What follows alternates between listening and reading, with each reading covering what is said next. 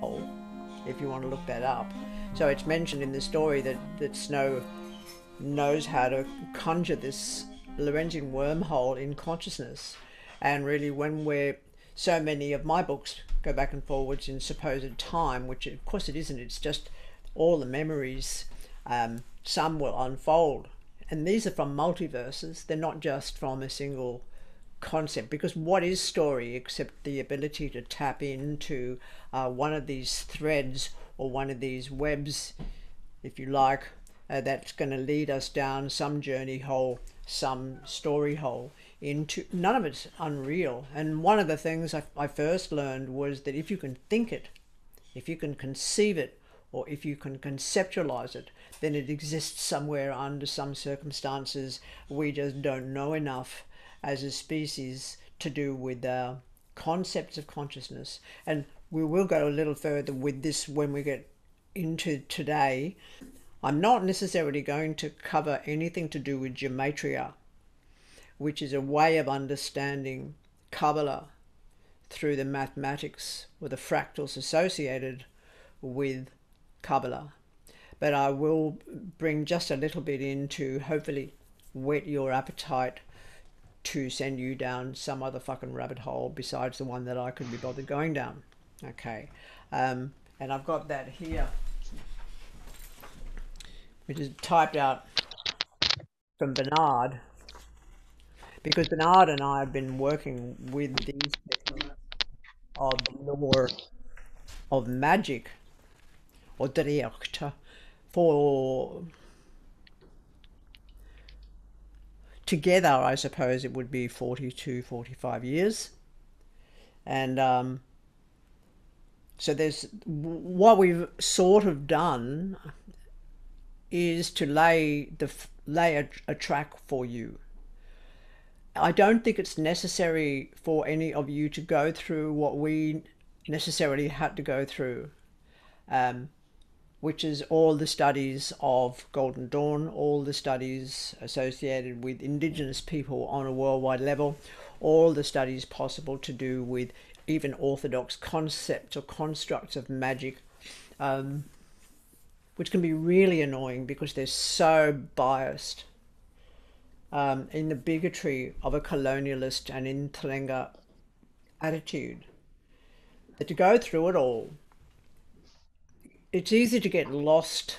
But the architecture of the minds of the people of the day was thick with the attitude of an empire, and that always decided what was high magic and what was low magic. High magic was considered to be Kabbalah, in the style of the Golden Dawn, all of the different Rosicrucian orders, all of the different orders associated with the Middle Ages that were very twistedly caught up and braided into religion, because the entirety of religion was, particularly, I'm talking Christianity, absolutely cruel, absolutely ironclad, vicious, controlling, non-bending, non-swerving, dogmatic autocracy. And that infiltrates all of the work that you come across, that you will do. If you want to go backwards over that, even Dolores Ashcroft Nowinski gets stuck on Mars with her book The Shining Paths, because she hasn't got any idea of her own sexuality. If you want to look down those paths, your choice. If I can be an elder for a moment and give you a little warning, it's that it's very easy to forget to remain animist within this void, this huge savage forest. It's really important that we remember, because there's somebody with lots of rattling going on, with somebody opening birthday presents, are they? And I don't know about it. No? Okay. So I'm going to deviate slightly, because we've talked numerology enough. And if people have got their questions about numerology, you want to follow through with that today, please just go ahead and do so. But otherwise, I'm just going to give a slight hint across to the idea of gematria, but by way of a specific study that Bernard did for years. And ultimately what Bernard did, what they did with their work, we're talking voluminous numbers of grimoires, he burnt them because he just realized, like I did, that everything that was being written was in some way seeking to manipulate consciousness to an understanding of control, of power over, of let's summon this entity into our ritual circle so that it will do my bidding. And ultimately, I think that the most liberating understanding of all of this is that Aleister Crowley, whose mother called him the Great Beast, 666 is the number of the beast, that I was with last night. 666 Ignatius Street, and she's dynamite. Okay, well, he died in an old people's home. So all of this summoning into a ritual circle with the tetragrammaton sigils all around it and the triangle of invocation, all of that is put out as pompous, arrogant, condescending. It never went into a forest and hunted a fucking stag in his life. So he was a mountain climber, but he was also an extreme womanizer. And this was an attitude of the day that had human zoos in Europe, because it was the whole era of so-called exploration, which wasn't, from about the 18th century onwards, was one of conquer. And that was in some way the measuring of people's head size, for example, to show whether or not they were inferior to us as a pale Anglo-European people. It's just so yeah, if you can go down that track, go ahead, but be prepared for the fact you'll end up with dead ends sometimes. The other thing that was mentioned last night when I was having this discussion with Bernard is that all of the work we have done leading up to where you let it drop may be important for you. The research may be important for you. I'm not about to give you the books that I've read that are all on this subject, because I threw them away. I didn't even put them in a library. I can't do that, because that in itself would, without discussion, seem to be important enough to be believable. So it takes a lot to sometimes build up a mountain, and it takes a consciousness to say, I'm going to go around the mountain rather than climb it. I have nothing to conquer, I have nothing to achieve, and I have nothing to gain from doing this journey. Yeah, you can go down the road of wondering who Hermes Trismegistus is and wondering about all that hermetic lore. And do you know that over the years that I've been reading tarot and doing numerology and working magic, do you know that it's almost always women? And I find it sad that men are so afraid of this. I find it sad that, in present company accepted, so many men go, yeah, you can go and do your funny little thing with that funny little person with a funny little tattoos and a funny little pack of tarot cards. And I find it sad, because to be able to have dialogue with an entire tribe, with us as a species, to be able to get to the stage where we're beyond all that, and beyond all those condescensions and those fears and that worry.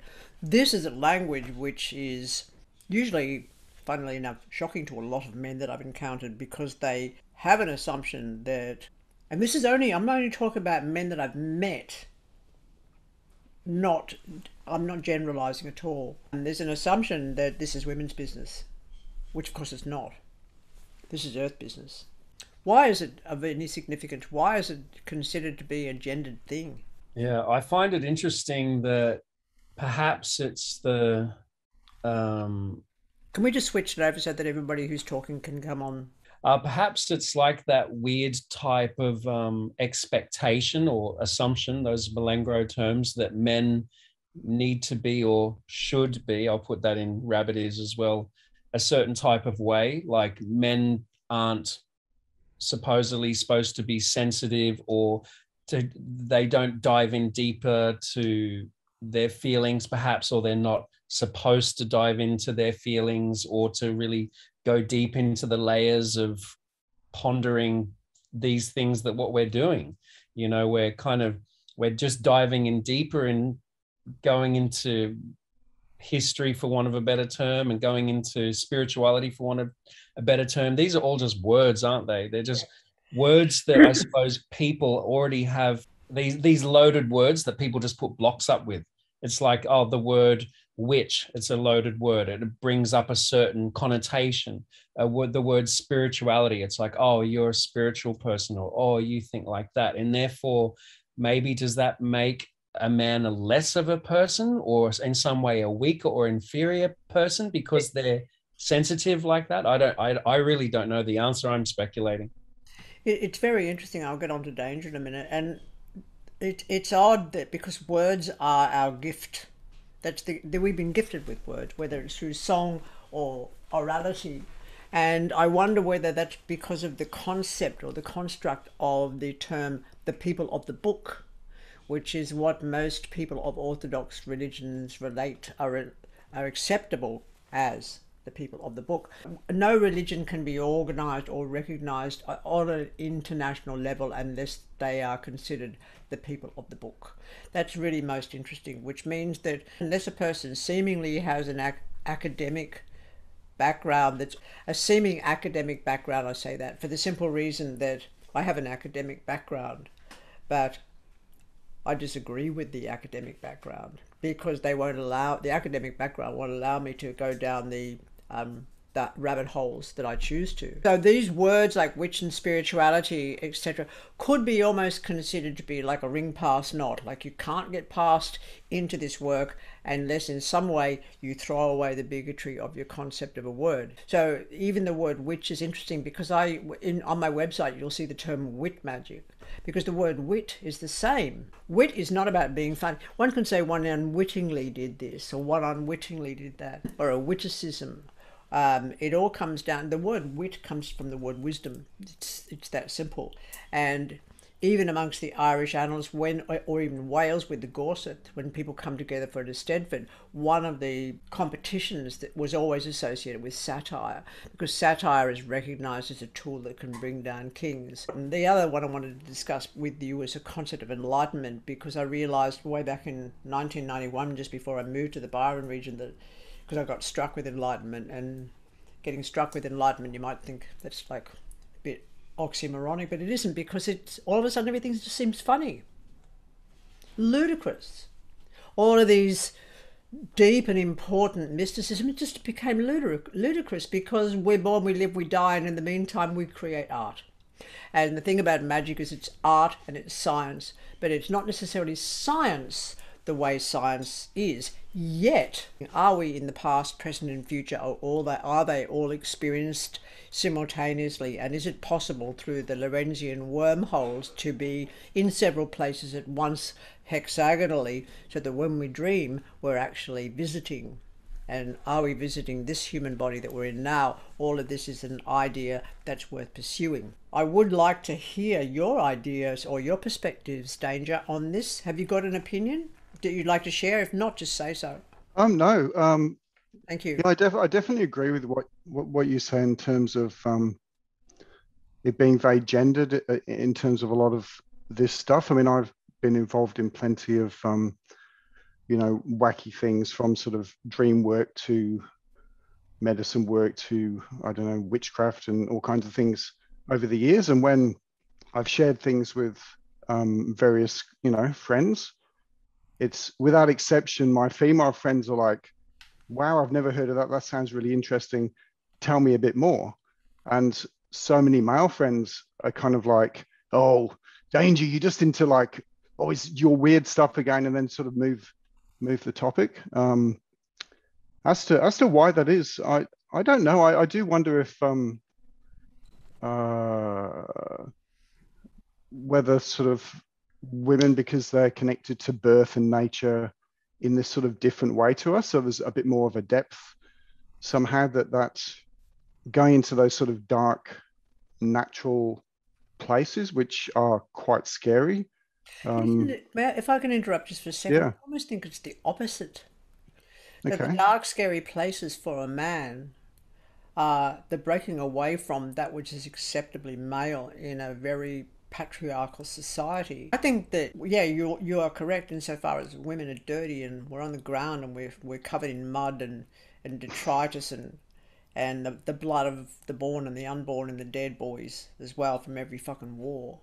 But I also think that if I can add this, that it takes great courage for men to walk beyond the stereotypes of what's been created for them into the reality of their own learning. Because, as you know, and I've written to a few of you this week, but as you know, Danger, I've mentioned people like Arnie Deaconess, I've mentioned Robert McFarlane, I mentioned Wade Davis, there's a whole heap more, Darrell Rennie, the list keeps going, and these are all men of renown who have thought a little deeper and gone a little further. So that puts you in their company, that puts Ari in that company. And I think a lot of the time there's this kind of wisdom hunting shocks men because it perhaps questions their ideals on reality, and they no longer have an opportunity to just trivialize, like sport politics, perhaps. Maybe there's something around the around sort of the rational and the irrational as well. This is very rational. What we're Can doing. I say something, Law? Can I just point out that when Danger first introduced this, his history, right? He used the word wacky, like it was a keyword that was just kind of like wacky things that were dropped in. That for me kind of symbolizes how blokes kind of culturally have adapted to this wisdom, this work. Like all of that is just wacky stuff that those woo-woo redheaded girls do in high school, and anyone who does that isn't really in the real world. And the blokiness of that, like having grown up in country Australia, the blokiness of that doesn't sit well. I think that stereotype has been created for this landscape particularly. But we are also still extremely, I mean, you'll hear it regularly that Australia is a Christian country, which means that establishment is very male. And the actual, I think it was around the 15th century, around the same time as Pope Leo said this has served as well as myth of Christ, was this implementation of the idea of celibacy. It's not an old understanding, it's quite a new understanding. And for an organization or a government per se to lay on any individual that kind of a curse, isn't it interesting that how well is that able to shut a man up? And also the other thing of significance, men are not hunting.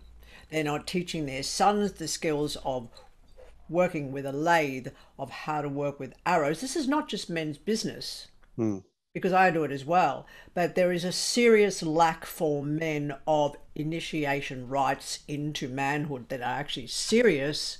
I repeated the word serious twice there, I do apologize. But not only serious, but also dangerous. Because Morgan and I were having this discussion earlier about going through the rites of passage, and the initiation processes are deadly. And if you make it through, whether that's the use of psilocybin and different forms of the forest mothers that can, with the hero's dose, challenge your very physicality, doesn't really matter if you mulch down, but to come through that, what is changed? For example, I have 3 offspring, and all of them on their 13th birthdays went through rites of adulthood. They were very dangerous. It is what it is. There were significant experiences of profundity associated with each of those initiations, and then come their 15th birthday, they got their first tatau.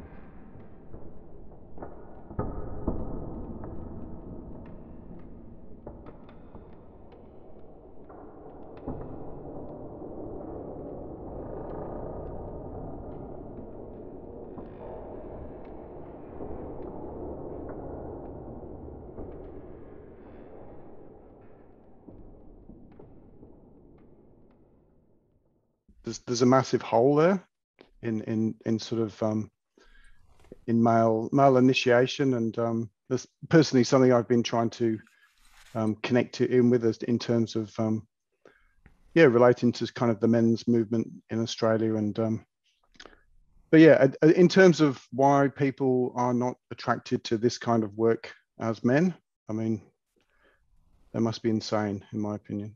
I think so too. I feel like it's in some way men think it's in some type of inferior thing. Like it's weird, but there's a lot of men that see guys that do yoga. It's like, yoga's a woman's thing, and they, guys that do yoga, then they're weaker or they're effeminate or whatever. It's the same kind of a thing. It's like there's this imprint in this masculine stereotype, which has been drummed into us through generations, and it's been drummed into us through the media. It's been drummed into us everywhere. And I feel like a lot of men are just afraid to bust out of that stereotype, that blokey, yobbo, whatever it is, because they'll be seen in some way, they think, as weaker, inferior, or whatever that might be, because they're not in touch with their sensitivity, or they're not in touch with their, whatever it might be. Well, it's interesting because Letitia brought up the fact that it's similar in dance, and that's worth mentioning. Has anybody here actually been to or seen Bangara dancing? Yep. What it is a colonialist mindset. And those of you who are doing this work of any gender, beyond the stereotypes, are breaking that mindset of you must be in your space. You must stay in your fucking hole. This is what we break it open. And as in many instances, everybody here is a way shower. However you choose to work with that is entirely up to you. It becomes your profession, or it can become the way you talk and what we teach our children. And I think that that's really profound as well. And not only that, if I can bring it up, I think it's important that men can teach their fathers this and break it open by talking about what the men are afraid of. So many fathers returned from Vietnam. So many grandfathers have returned from the Second World War, devastated, brutalized, no sense of themselves anymore, and they shut up and they don't tell their offspring. And every one of these men needs to say, it is terrible, and we were conned. And I think that one of the most important phenomenon that keeps men from this path is this realization that they've been conned. And once the con stops, they can stop being brutal. They can stop wanting to hurt people that they love. They can stop going, what else do I do? Because this is what we do. And then we work it. And I honestly feel that the most significant thing of all of us, what we've got, the gift that we've been given as a species, is our capacity to be storytellers from generation to generation. And whether that's done through dance, movement, eye contact, body language, song particularly, song will do it every fucking time. Because otherwise what we're listening to is the rhetoric of lies, what could be termed as legal fictions, like religion. They're all legal fictions. There is nothing mystical about that. That doesn't mean there is no mysticism because it's profound. It doesn't mean there are unseen things that don't touch us every day, because they fucking do. And I can remember being in a bad mood traveling from Mullumbimby towards Byron Bay in my BMW, clapped out little BMW, which I loved. And I was probably in a position where I could have caused an accident quite easily. And I was driving at 100k an hour down the highway, and I was overtaken by a truck, and it got in front of me, and on the back was a sign that said chill. I did. Because we don't know where these messages are going to come from. But life has a way, like with crop circles, for example, which is a whole other discussion that we could get into. Life has a way of saying, look, I'm showing you. First of all, Earth creates circles with crop circles, and I could speculate that our ancestors would go, oh, here's where we build a henge. Here's where we build a closed system, like a Bora ring, like the standing stones around the Isle of Lewis. This is where we build, because we're shown.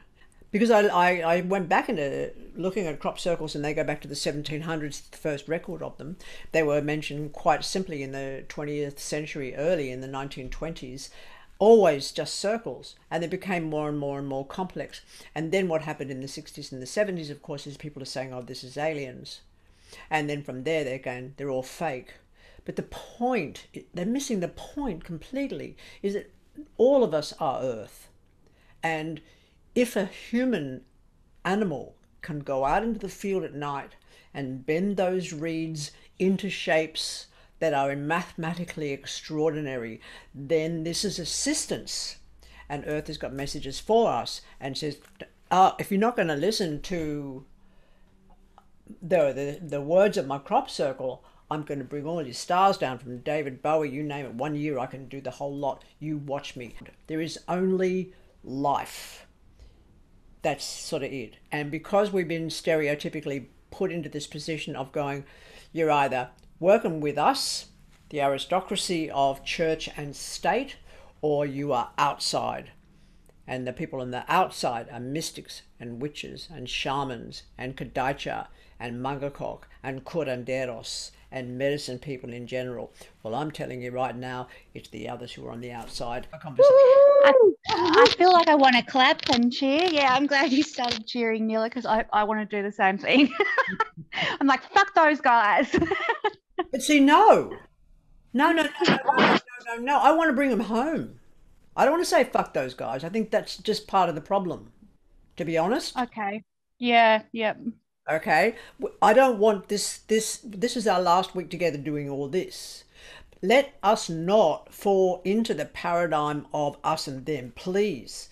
If anything, this conversation is embracive of the people that are left out, who can be brought in to a conversation about matters to do with ecology. Because all of those men that I mentioned earlier, from Robert Macfarlane to Arnie Deaconess, who wrote Schooling the World, by the way, these are people that are working deeply and profoundly with Earth Talk, with the conversations, the language of species, the language of mountain, the language of ecology. And this is no different to that. The language that we use outside of when we work tarot, when we work numerology. And what can happen is the occasional person will ask you a question outside of that technique, and that's when your real work starts. And in your other time, you might choose never to work with numerology, never to work with tarot at all. But what you will do is create a song that matters. Write poetry, write rap, dance your dance, do your walk, plant your garden. Yeah, speak to the stars, understand the language of navigation, understand the flight of birds, and understand the movement of insects and what they require. Even this week alone, as I was speaking to Morgan earlier, we've got the Cheryls have come back into the kitchen, which is exciting. Now, what a Cheryl is, it's just a term that I use of endearment to these very, very large huntsmen or huntresses, spiders, that I'm very happy to have in the house. I can't explain the symbiosis, I don't need to. They're arachnids, they're beautiful. The webs are extraordinary. But they've come back into the house, and this week I went, okay, well, there was a big fucker sitting there on the wall near with the water cooler. And I put a raspberry in the corner thinking, okay, well, the raspberry hopefully will attract smaller people to you, and therefore you can feed well, because I do have a soft spot for the Cheryls in the kitchen. And she ate the raspberry. I mean, what spiders didn't know that. Oh, okay. So there's a realization that when we get to know the critter species who come to the garden because you plant, the more we plant of thought, consciousness, or action, the more we plant, and it doesn't need to be of vegetable person only. The more we plant, the more seeds we put into the soil of tomorrow, the more people have got an opportunity to go, that makes sense. I want to hear that. I want to learn more. And then, of course, we become this great big multiverse of a forest. And in 10,000 years, in 200,000 years, we have a chance of still being here. Today is sort of like freely up to you to ask questions of me, ask questions of each other. I've got a little bit to put in as we get further in, but if you want to know more, I don't really want, if you want to, I can talk about tarot, we can cover tarot spreads. Or if you want to, we can cover numerology and numerology. But actually, you've got enough and you can just go from there. So it's entirely up to you. Have you other questions about other aspects of this work?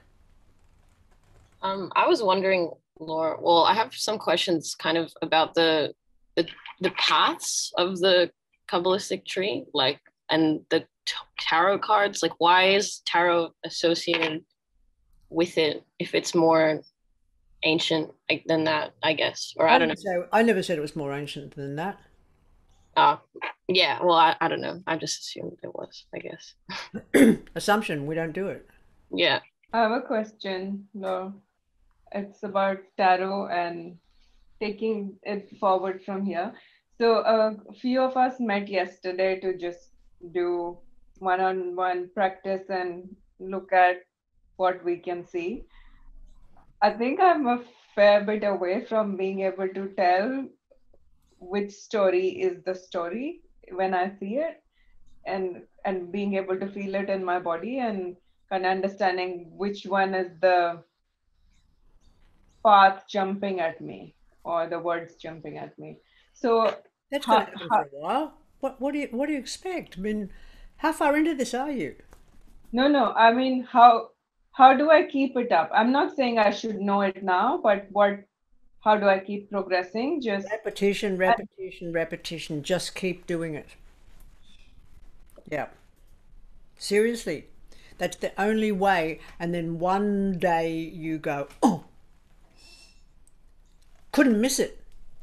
So yeah, getting together is a really, really good idea, but one day it'll just go and you can't miss it. But you've got to keep going to do that. It's the same kind of thing, Anisha. Honestly, if you're stitching a garment and you're learning to sew a pattern, or if you're learning architecture and you need to know what a capstone does, if you're going to build a bridge.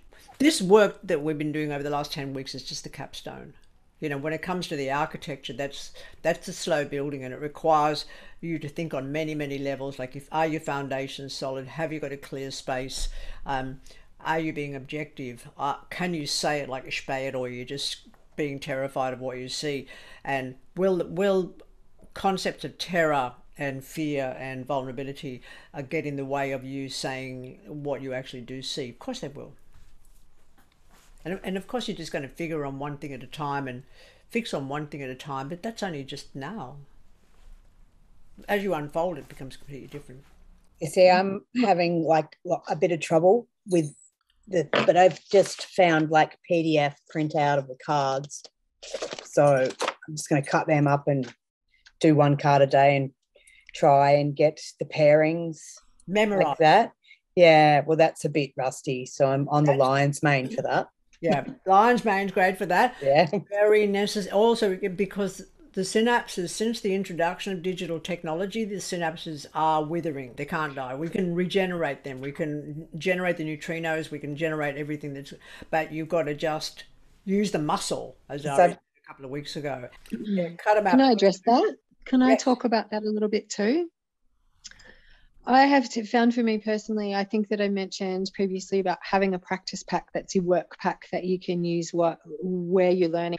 And for me, I also found like writing, drawing pictures of the cards, writing down the meanings, doing the association with the flame letters, as I call them, writing the pathways on the tree. I felt like Artemis's question before about wanting to know more about the pathways and the associations with the cards, and that is was really important. It comes to a point where it's like I don't even think of them as like the 8 of Pentacles or the 2 of Wands or 2 of Cups or any of that. It's like you see the image and you know the meaning, and then so that they start dialoguing with each other in a way that is really profound. They kind of take over that it's like doing that foundational work of, if you haven't made a grimoire of this information and using your hand to write it down with a pen and like implementing it into your system this way, this is really, really potent way to get it into the body,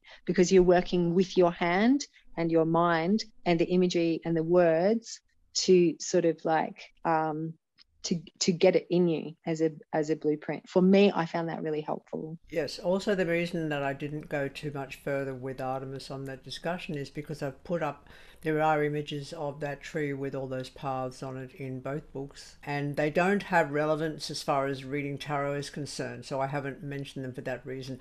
As far as the exercise of coming to understand the tree, yes, it's really significant, and the imprint, but more so than the tarot cards are the actual letters and what the letters mean. But ultimately, to be very honest with you, it's superfluous information when it comes down to actually understanding Kabbalah and understanding the tree, because that comes from comprehending the Sephirot, the understanding of the four worlds and the infinite that's associated with the actual tree. Yes, they imprint, but then it's also important to realize that one can get stuck in that pattern. And that pattern is, in this particular class, is Advanced Tarot Masterclass. What I'm attempting to do is break free of even the way I've taught in the past, Nilla, to be quite honest.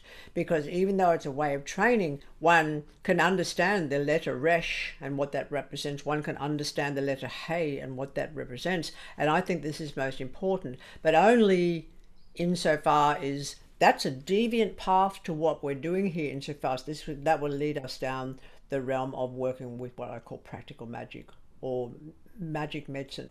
If you want to do that, that's a different kind of story. But yeah, it's learning those paths and the astrological signs that are associated with them is good brain training. But the understanding of the tree really goes into the more mystical aspects of the exoterics and the esoterics of letters and what they actually represent on the tree and with those 11 Sephirot. Yep. More, Nilla, more. More what? Anything. So what about Nilla, when you like first went to speak and like, you know, I also feel stuck in my throat, like to speak, you know, when you do the reading at the table and stuff? Yeah. If that occurs for me, I try to tune into that feeling, and it is, I mean, yeah, it depends on sometimes it's the person that is in front of me, where that is something that they're holding in themselves and in their body. I try to get my head out of the way of thinking about the speaking, and I just start, and I kind of move out of the way. Actually, at this point, wasn't always the case, but it's like the process of it sort of takes over. It is a form of Does that make sense? It is a form of possession and transfer. Yeah, definitely. The hardest readings of all are the ones when nothing's going to happen. When you look at a person's cards and you go, got nothing. They're the ones that are really going to be... It's easier to read death and trauma and chaos and car accidents and fucking legal situations and money and finances and building empires, if you like, and working with cops and whether they're going to get their faces blown off or whatever. It's almost easier than reading the tarot for a woman. This is just an example, but I had a lot of them in the Byron region, of a woman who's been enamored by some guy who says, oh, you'd make us beautiful children, kumbaya, kumbaya. And then the woman goes ahead and gets pregnant, and he moves back across to Bali, where he's a little god in his own right. And she's left up in the mountains there with this newborn baby and no assistance whatsoever. And she comes for a reading and she says, what the fuck am I going to do? And I go, nothing. And that's when you actually got to put the cards aside, and the medicine person then has to come forward and work with them. Go find them an abseiling group. Find them a place where they can go and learn to ride. Find them a place where they can go and work with sculpture. Different places where they can meet up with like-minded others, not necessarily through the realms of so-called spirituality and mysticism and magic, because that's not, in many instances, it's not a doing thing until we're doing the thing. Whether it's, again, weaving a carpet or whether it's cleaning a house, it ends up being a doing thing. But it's not a doing thing, and in what we're discussing, it's more theoretical. So, and that's like a choice to make when you're in the reading, to decide that she doesn't need the reading, she might need some other just help. Like, as Nella said, every reading will be different. but there are also, there's the third aspect as well. I mentioned the chaos and discord, and I've mentioned the person who can go nowhere, and then I'll also have people where I go, nothing's happening, and they go, oh, thank goodness. They don't want their change. They come to find out that things will remain this, to a degree, summer.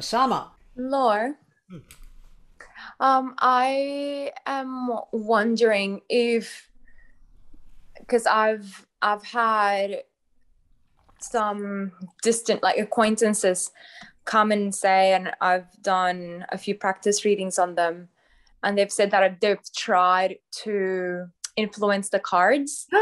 I know. Okay. Nutter.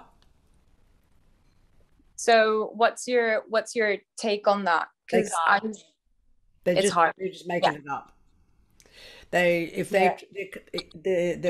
point is, you can't influence tarot. Mm-hmm. You can't. People could just make it up. They just think they are. And some people will shuffle. They go, oh, I'm actually putting these in the order that I want them in here. Well, fuck that. That's not going to happen. See, this is the difficulty in here is there is no control of anything. There's living the choices that we seem to have made when there was no choice in the first place, because there was only what we've done and what we're doing. So the concept of choice is silly, because if you've taken the one path, you've taken the one path. People that think they can manipulate or control the principles of magic, it's chaos, it's discord. It's not meant to be controlled. These are as wild as we are. These are our forest brothers and sisters. This is our family, like Pachamama family, and it's like you've tried to control everything else, and you've split the fucking atom, and you've pushed Oppenheimer out of the way, and then you built railways, and now you're digging up all the fucking uranium, and now we're having a war, Cold War, and now we're still on the take. And these are all people who are based on that paradigm of control that's manipulated by Abrahamic law that says we're the top of the food chain. And those people you're dealing with, Luna, maybe they're stuck in that ideology as well. You will know. Yeah. I also ask them, like, if I'm noticing that they are trying to have influence, or they're trying to read, or they're putting in their 2 bobs worth or whatever, I ask them to stop. I'll address that directly and just go, just have a breath for a moment. And what is happening here is you've come to receive. So just get your head out of the way. Don't try to analyze it. Just receive it. That's why we've got the recording. And you can go to that later and do what you want with it. But just now, shh, and just receive it. I'm just wondering about that balance between objectivity and feedback, particularly when you're learning. There is no balance between objectivity and feedback. Okay. Only objectivity. I'm trying to sort of get my head around that difference between saying sit back and listen. When is it okay for someone to give you some clarification about what the situation is that might give you a deeper understanding of what you're saying? Stop them. They don't.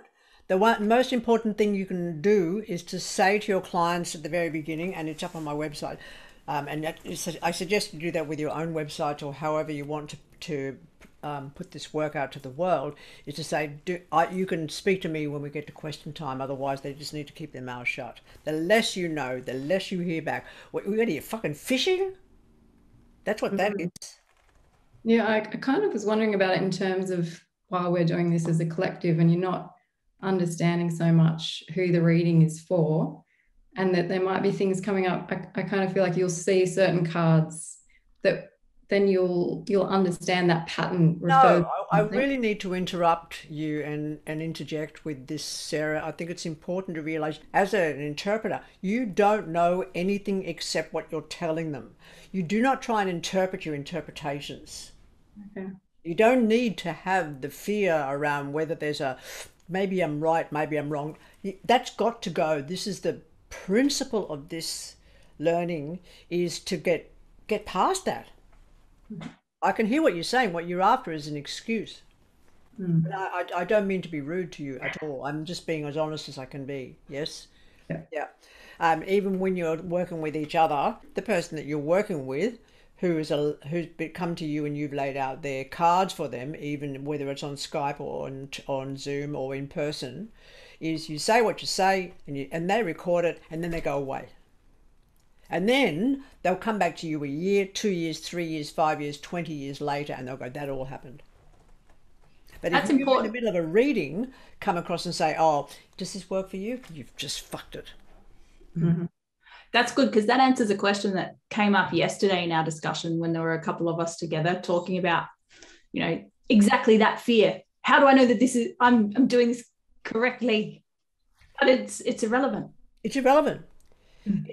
This is outside of your hands. You want to walk this path, you want to do this work, then step the fuck down off the pedestal.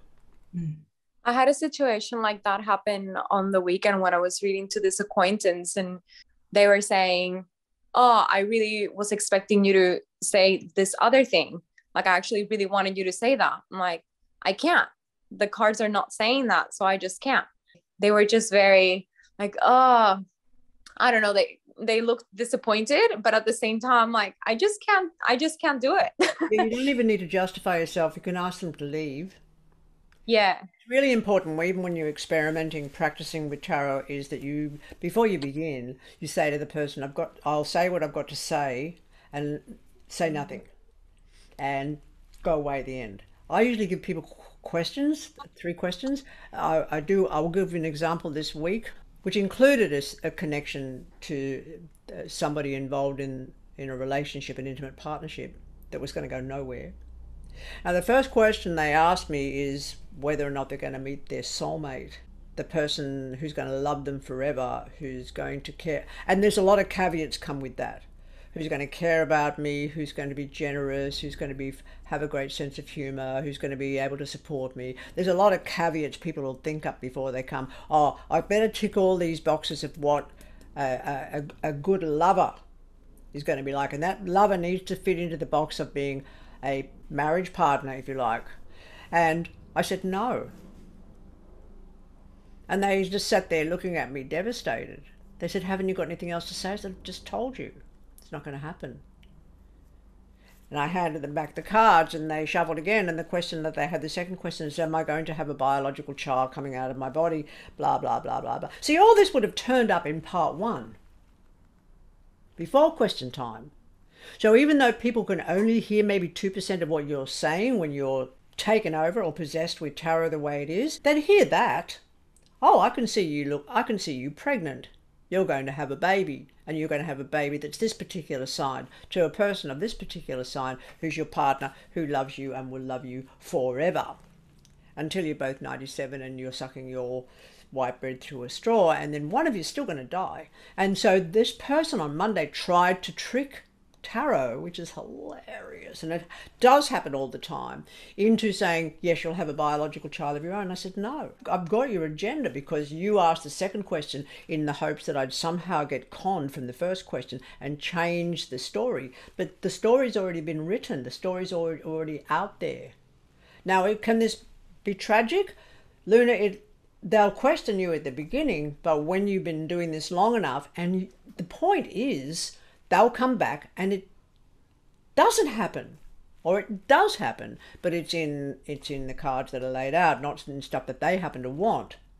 People think that they want a certain thing, and then 10, 20, 30, 40, 50, 60, 70 years goes past and they realize they've become who they've become because of the way they've lived. So it's looking at life through the bigger lens of the whole. Of an old growth forest is an old growth forest because it's full of the nature of the forest. Well, this is what tarot is. And people wanting to insert their will into what happens to be an old growth forest that's a very, very, very bottomless pit is almost, for them, as well as for you, dangerous. And not in a danger.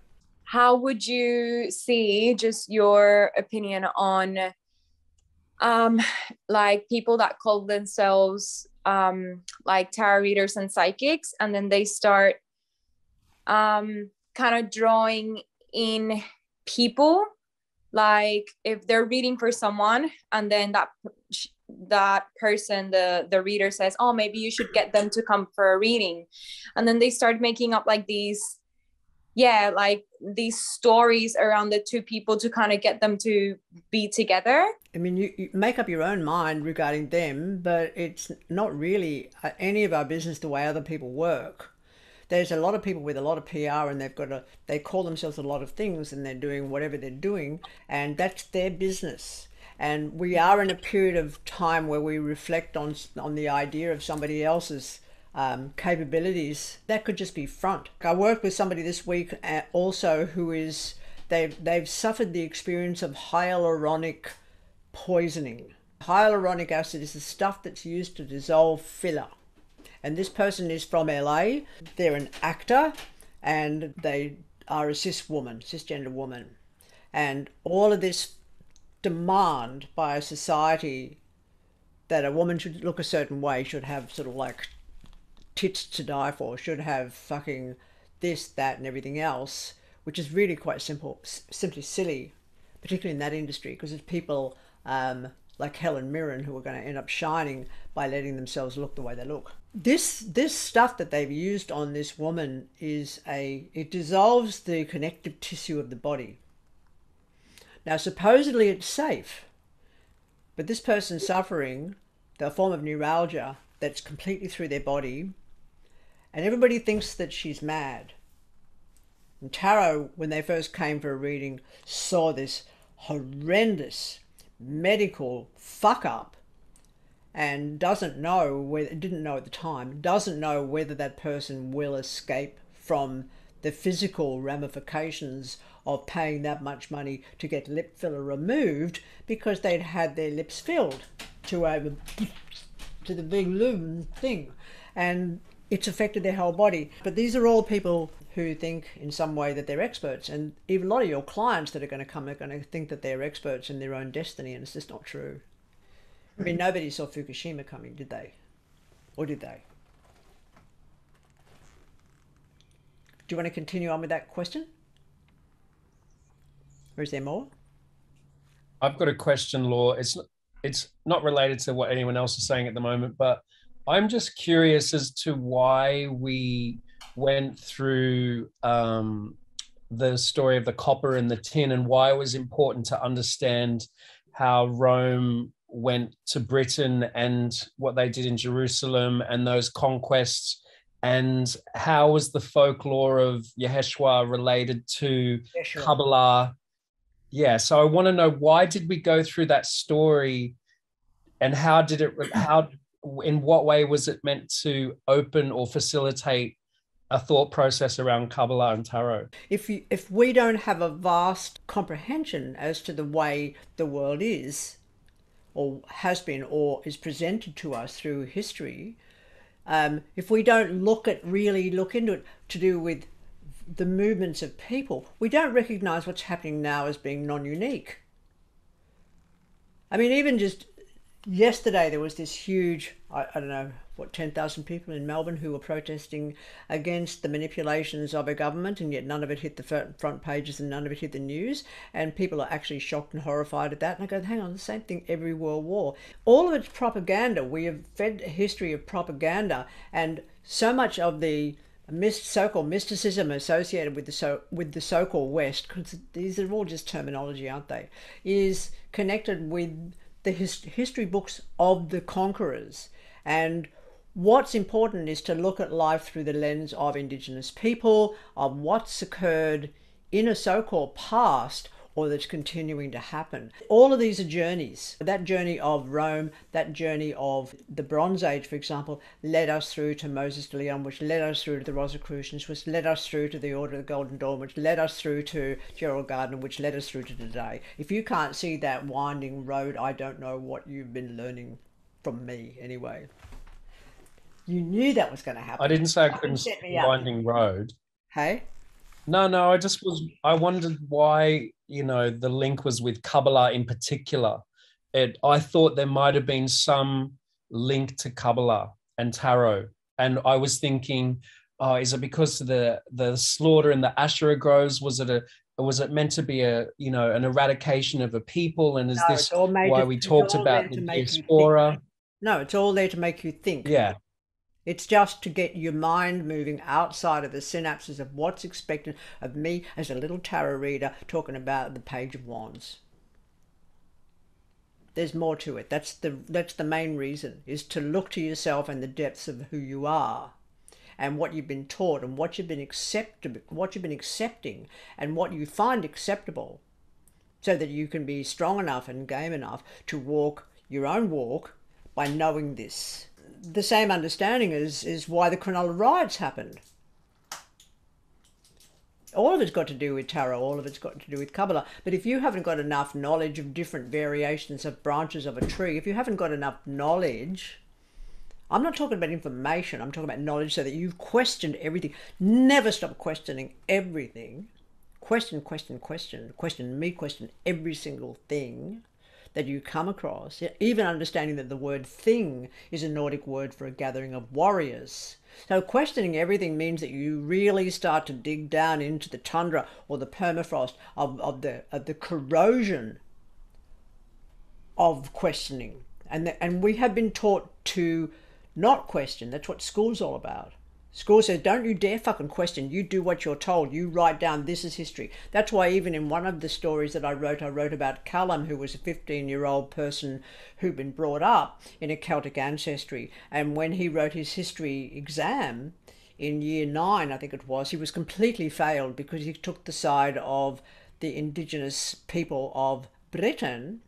And even though he was completely failed at the end of it, he wasn't devastated. He knew it was going to happen. His teacher said to him, everything that you wrote was appropriate, but it's not part of the curriculum. Therein lies what I'm trying to get to. It's like, look to what we've been told. Look to what we accept. And it's the same thing when you're looking at an individual. I have had an experience even personally. I get all kinds of fun disrespect from people in banks. What do they see coming? What do they think?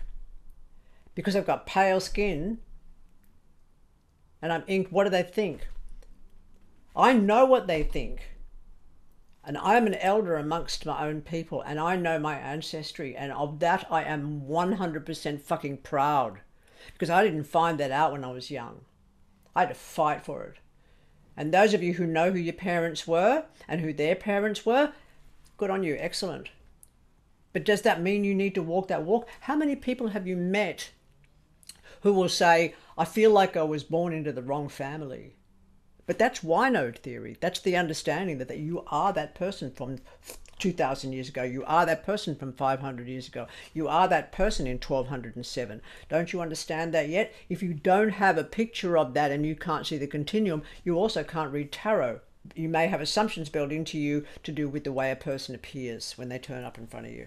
Is it important or necessary, and how, to record a session with someone and give them a recording? Because I know Nilla mentioned recordings, and you've mentioned recordings previously as well. Always. Always?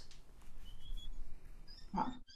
Yeah, because the events haven't happened yet. And this is the most significant thing about this understanding of tarot, even more so than numerology, although numerology will do that.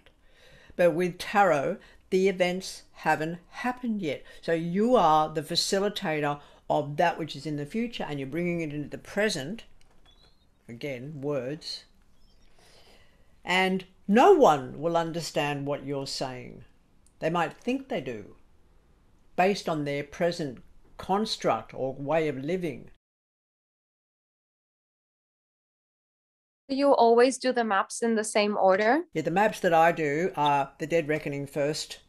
This is in person. It's slightly different with Skype for the simple reason that there's so much fuffing around with Skype. I usually leave 1 or 2 spreads out because I'm usually on there for an hour and a half anyway. So I start with the Dead Reckoning and I look at the theoretical present, future, past. And the only reason I look at the pack that looks like it's got to do with the past is to see anything to do with that which has already occurred that will have relevance to a person's future. That's it. Then the next one I'm going to do is the Grove, which is 7 lots of 3. That's a biggie.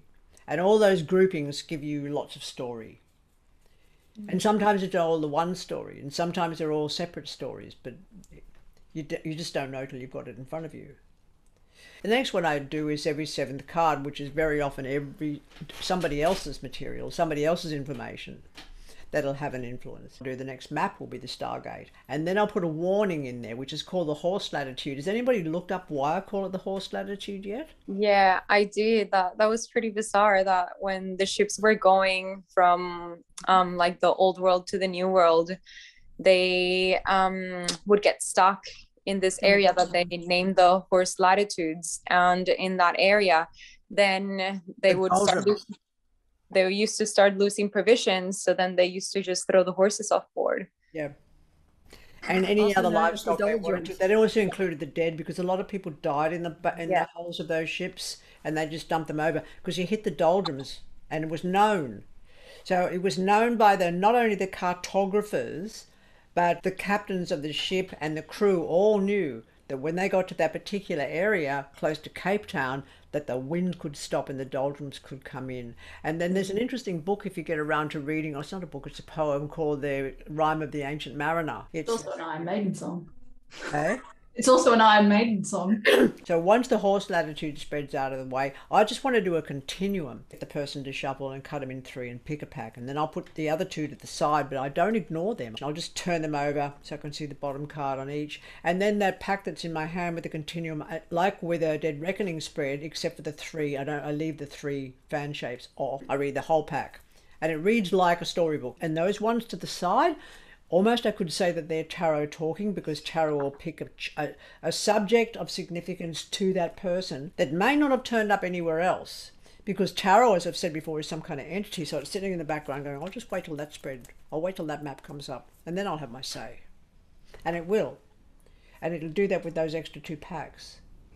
And then once that's over, you hand them to your client and say, you got any questions? It's my capacity to try and be nice. Because honestly, Luna, what's going to happen with every event that's going to occur in the next 2 or 3 years, that's going to happen in part. That's what you do in part 1 is the answer to all of it. And that's every 7th card as well in an answer. Because the reason every 7th card is, it's like, almost seemingly, how is it possible that those 7 cards can repeat themselves 3 or 4 times throughout a reading? And particularly when they're 7 apart, 6 apart, and then you pull out the 7th, how come you can end up with a whole line that's exactly the same as you got in part 1 in the Dead Reckoning spread? Because it'll happen. To add to that, do you get them to shuffle between each one? Yes. Yeah, okay. Yeah. Done. I'm done. And no, it's actually, there's a little touch more that this is actually excellent. Yeah. What I do is I tell them what the next map will be. Yeah. And what's happening then is I'm verbalizing for them, and whether they don't even know it consciously, but what they're doing is they're going, aha, okay, I'm putting that in there. And they may not even know what Dead Reckoning means in the surface of consciousness, but somewhere in the synapses of the brain or their ancestry or those Y nodes, there have been mariners. And so somewhere in the self is their understanding of what Dead Reckoning is when they've worked with the tools that they need on a map to be able to mark exactly where they are on a chart. And when you say to them, okay, the next spread is a Stargate, it's almost like, again, it's a symbiosis. It's like when a midwife says, just, they don't necessarily have to explain. The person goes, oh, back. I do. I've got 2 questions, so hopefully I can remember what both of them are. I'd love for you to talk more about the Grove spread, because it's one that I have never learnt from you directly, and I would love to be able to implement that in what I've got going on. So would you be willing to do, and we haven't covered it in the class, I believe, unless you did it last week when I wasn't here. When I've got the person to shuffle, I'm just going to lay out 7 lots of 3. So each on the top line, there'll be 3 lots of 3. Next line, there'll be 3 lots of 3, and there'll be 3 lots of 3 at the very bottom in fan shape. Yeah. And you just rove. Just meander and let your eyes go and see if there's patterns, mathematical patterns, confluences in what relates to what. Does anything relate to anything? And very often I'll see a particular grouping up in the left-hand side that's got relativity to the foundation. Quite often each group will have a relativity to the foundation, which is so kind of cross communicating. Yes, in astrology, it's actually called a yud. And it's the same with the horse latitude spread. Everything tends to head towards, and even the dead reckoning, everything tends to head towards in a V shape closest to you. But that one of the base may also stand alone. There's no way I could say that it's an absolute. But I mean, Devil, Death, Tower. Okay, Tower, Star, Death. If I've got 2 cards, I've got a, yeah, I can get it. Yeah. One's describing others. It's like saying black dog. If I've got 2 cards together. Or seasonal festival. If I've got 2 cards together. And the third card will say seasonal festival of. And it'll tell you what the actual festival is. The other one could go black dog named Spot. You could have that. But the 3 will give you more. Yeah, so each one of those groupings can be read alone. Or they can be read interwoven.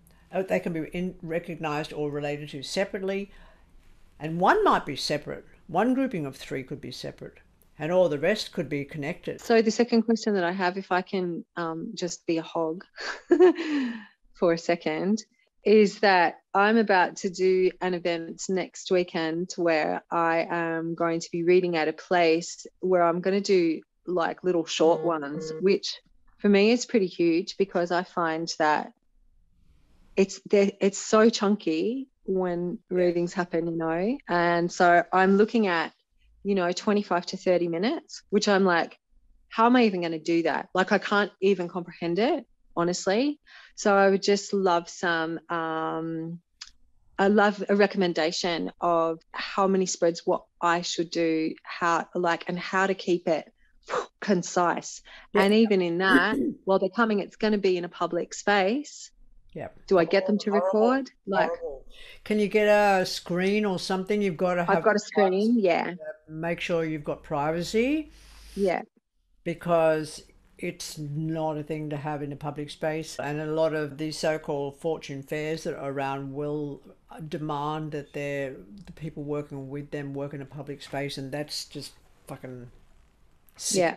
No, I was adamant about a screen, in the same way that I had a good outcome with Magicking a Box. I spoke to the woman about a screen, and I spoke to her about the specific type of screen that would be really incredible to have. And she procured one within a couple of weeks for like $400 less than what they normally are. And it arrived in the space like a couple of days ago. So I was like, okay, yeah, obviously this is happening. Yeah. So, I would just like some, I guess, to work out a way to be able to pull it to be really concise, what spreads you would recommend that I do. And even in that, then if it quickies, as I would call them, okay, do I record? Yes. Do they record? The first map I suggest is the Dead Reckoning without splitting it into 3. Stargate. Yeah. And then a question. You won't have time to do more than that. Yeah? No, that sounds like plenty. Well, and the thing that always I do, I first of all ask the client to put their phone on airplane mode. Yeah. Always. And the second thing is you put it on voice memo, and when you finished recording on voice memo and you've saved it, you get your client to take it off flight mode, and you go back into the voice memo, and there's 3 dots beside the actual recording, and you press on those 3 dots, and one of the options is to share. That you then click on their email address. Quite often it'll say this is too big, you just ignore that. It actually will lift it up, and you just click on that and send it to their email. And the bottom line, it usually says on iPhones, is try sending as an attachment. You'll click on that and it'll go to their inbox, and you say you'll have that now in the air, and you can just keep hold of it. And I always also say to the people, even with a short reading, which I haven't done in forever, I know I'm a little bit terrified. In half-hour readings, you cannot afford to be emotionally invested in pleasing that person. Yeah. You've just got to tell them and get them out. Otherwise, what do I charge for that, for a half hour reading? For a half an hour reading, you want to charge a minimum $45 to $75. It's the first time that I'm stepping out, like with the veil off into my community. Yeah. It's, you know, where it's not been, people have found me, because I don't advertise, and that's been plenty. Like I've been getting plenty of clientele with that. So If you're charging 100 for an hour and you don't go over an hour, Of course I go over. I know I'm an hour and a half at least, and then they tip me also because Americans are big on tipping, so that's fine. I have found that. So, you know, I was thinking around, you know, the $30-$40 mark. No, kind of thing. too little. Don't underestimate Okay. the work. If you charge 100 for an hour and a half, you want to go at minimum 60. It's only money. It's fucking just it's just a currency. It's like just an IOU. It's going to buy you your week's worth of food. And if you're doing this for a specific purpose, and some people that I've been in contact with who are on this group have had to work in circumstances that I consider horrific, and I do consider most of these public groups horrific. They want you to be nice, they want you to give good news, and they tell you what you should and shouldn't do. But the point is, sometimes a body's got to put a roof over their fucking head. If we're doing only one dead reckoning, we still cut the pile into 3 and choose the middle one. If you're just going to do the one spread, just get them to cut them in 3 and choose a pile at the beginning. Because I just work straight from the top without the cutting into 3, and I don't read the 3 as the open spread, like I call it the crack. Whatever you mean. I'm sure you taught me that. Yeah. That you called it the crack. I got that from you. But how long ago was that? Oh, 1,000 years. 1,000 in the future, past, don't know. What I would have said is it cracks the cards open. Yeah. Yeah. And like you said, it works for you. Yeah. And that's all that matters in any of this. But should I shift it to getting them to split it into 3 and pick which one? What should? Fuck off with your should. I'll remind you of that next time that should comes out of your mouth. That's going in my pocket. Mm-hmm. So we can just keep annoying you then for the future, like with all our questions? If you've got nothing particular that you want to cover today to do with numerology and tarot, then the Q&As become really important. I've started to edit up and put up all of the weeks from 1 to 9. There's another one, for example, this one that I get some Q&As from people, and one of the Q&As that came through from Leah was about objectivity, etc. And I've also put that up for you to watch if you possibly can, and just make your notes and make up your own minds, really. This is One Earth, and the webs are everywhere. These webs are incredible, and it's like there can be a bug on the edge of the web 10,000 kilometers away. But I'm feeling it, and you'll feel it, and it's really tricky. I'm just flipping over subjects, by the way. Oh, here's another subject. Self-protection. There is Thank you. The deeper you go down these tracks into Pan's Labyrinth, the trickier it gets. Thursday, it was this week, the black dog hits me like a Thor's hammer. And I'm in this horrendously deep, I might as well die today state. And it doesn't shift. And I didn't know. And in the end, all I've got to do is put my headphones on and focus on doing my editing and completely not think of anything whatsoever. Sorry, yesterday morning, I get a text message from a person in the Byron region whose children were taken away from her on Thursday because of the manipulation of an ex-partner, and a lot of name calling to do with her and drug abuse, which is it. So she does a bit of ayahuasca, but her children have been taken away from her, and that was what I was picking up.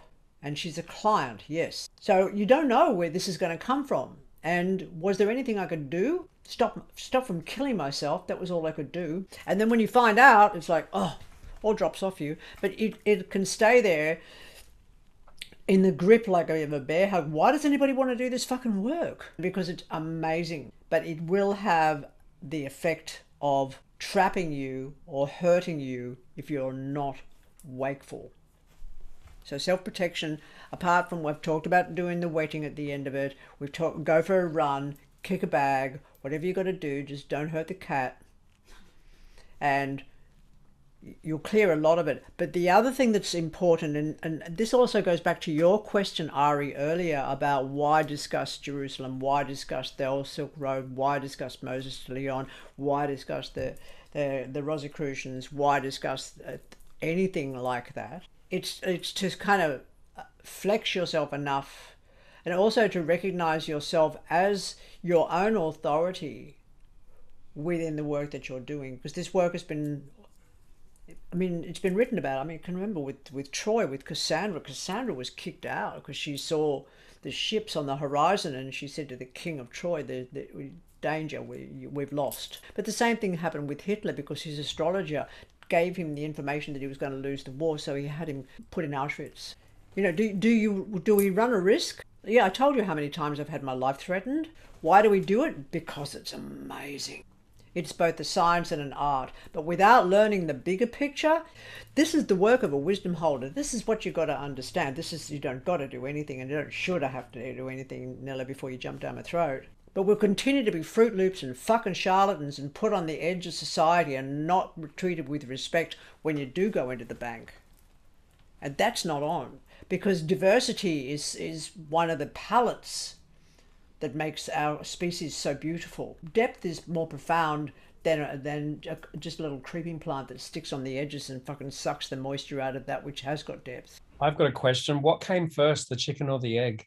The thing about, it's a similar expression to never boast, never threaten. Because if you boast about what you're capable of doing, whether it comes to so-called spellcrafting or the initiation of processes, and they can come from you, but they may not. I mean, who's to know? If it does happen, and then we talk about it, nobody's going to believe us. So there's no point even thinking chicken and the egg. There's no point even thinking, do I never boast, never threaten. In the nature of Ari's question before about talking about the Silk Road and all of those portions, and he was talking about, like, why did we discuss that? I feel like for me, on a deeper level, what that story was able to really imprint on me was beyond sort of like the context of the so-called past, that through understanding those migrations, it's also how tarot and kabbalah have traveled through time. We're actually looking at a track of life's cleverness, of keeping the ongoingness of that knowledge going. Okay. So, and that here we are now, still after all of everything that's gone on, that we are still able to get it in that nature of like the spell crafting. Who even makes the spell? Has it come from the mycelium? You know, is that where it's all coming from? And is that a chicken and an egg situation, like the dot on the paper? Nila, you are like the chapter opening for this. So awesome. That, because am I the chicken or the egg? Both.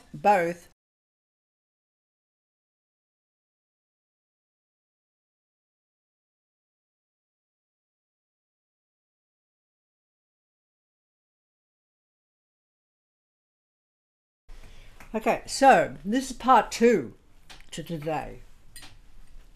Got a couple of things to share with you. Just at the top of your piece of paper, please write the name Carlos Suarez. Carlossuarez. And the particular book that I do recommend is called The Return of Reb Yeshua. Second coming of, isn't it? Is it the second coming of Reb? Yeah. Second coming of Reb Yeshua. And he also wrote a poem which is very obscure and very hard to get to, that is called The Book of Eve. Carlos did not start writing these works until he was 83. And Carlos Suarez, rabbi, was not game enough to write the books that he needed to write until such time as he was an elder. The Return of Reb Yeshua is the second coming of Rabbi Yeshua. Doesn't really matter what it is. He's actually relating to the letters. Yeshua is Yod He Shin Vav He, which is 5 letters. So the old-fashioned tetragrammaton material from the Golden Dawn, etc., all the way through to Moses de Leon, was of the 4 sacred holy emanations, which you'll read about all over the place.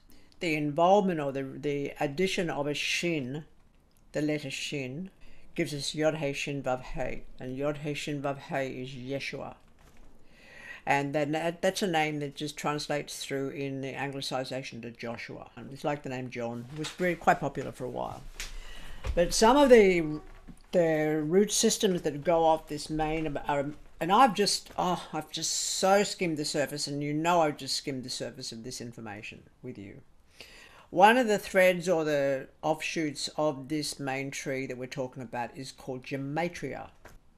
Now, last week or the week before that was mentioned in The Death of Forever, the actual mathematics of light is 10 to the 40th. Do you remember that? Anybody gone back and remember that in their notes? Okay. That is a mathematical equation, so that mathematics is extraordinary, like music, insofar as, yes, it's a language. But this, I typed it up because this is not my words. These are from Bernard's work. He's an extraordinary genealogist. Extraordinary. And why he's extraordinary is he's found me a family, and as a stolen child, I didn't have one. So that didn't happen until after the year 2000, when through a process I've begun to find both my mother and my father, and that includes the heritage of both lineages, one of which does go back to Caradoc ob Cunobelinus at the time of the Roman invasion. So fuck you anybody who thinks that it's not important. The journeying is always important, and memory is the seed of this. But catch this lot. The sum of the letters in Malkut is 496. Full stop. 496 is the sum of the numbers from 1 through 31 inclusive. Pi cubed is 31.0062 infinite. Can you repeat that figure that pi cubed is, Pi please? cubed is 31.0062. Just continue that on, it'll never stop. So 496 is the sum of the numbers from 1 through 31 inclusive, and pi cubed is 31.0062. Since pi is the ratio of a circle's diameter to its circumference, cubing this ratio gives a sense of 3 dimensions. And you don't have to write this down, but somebody may remember from week 2 me mentioning the cube of the magicians.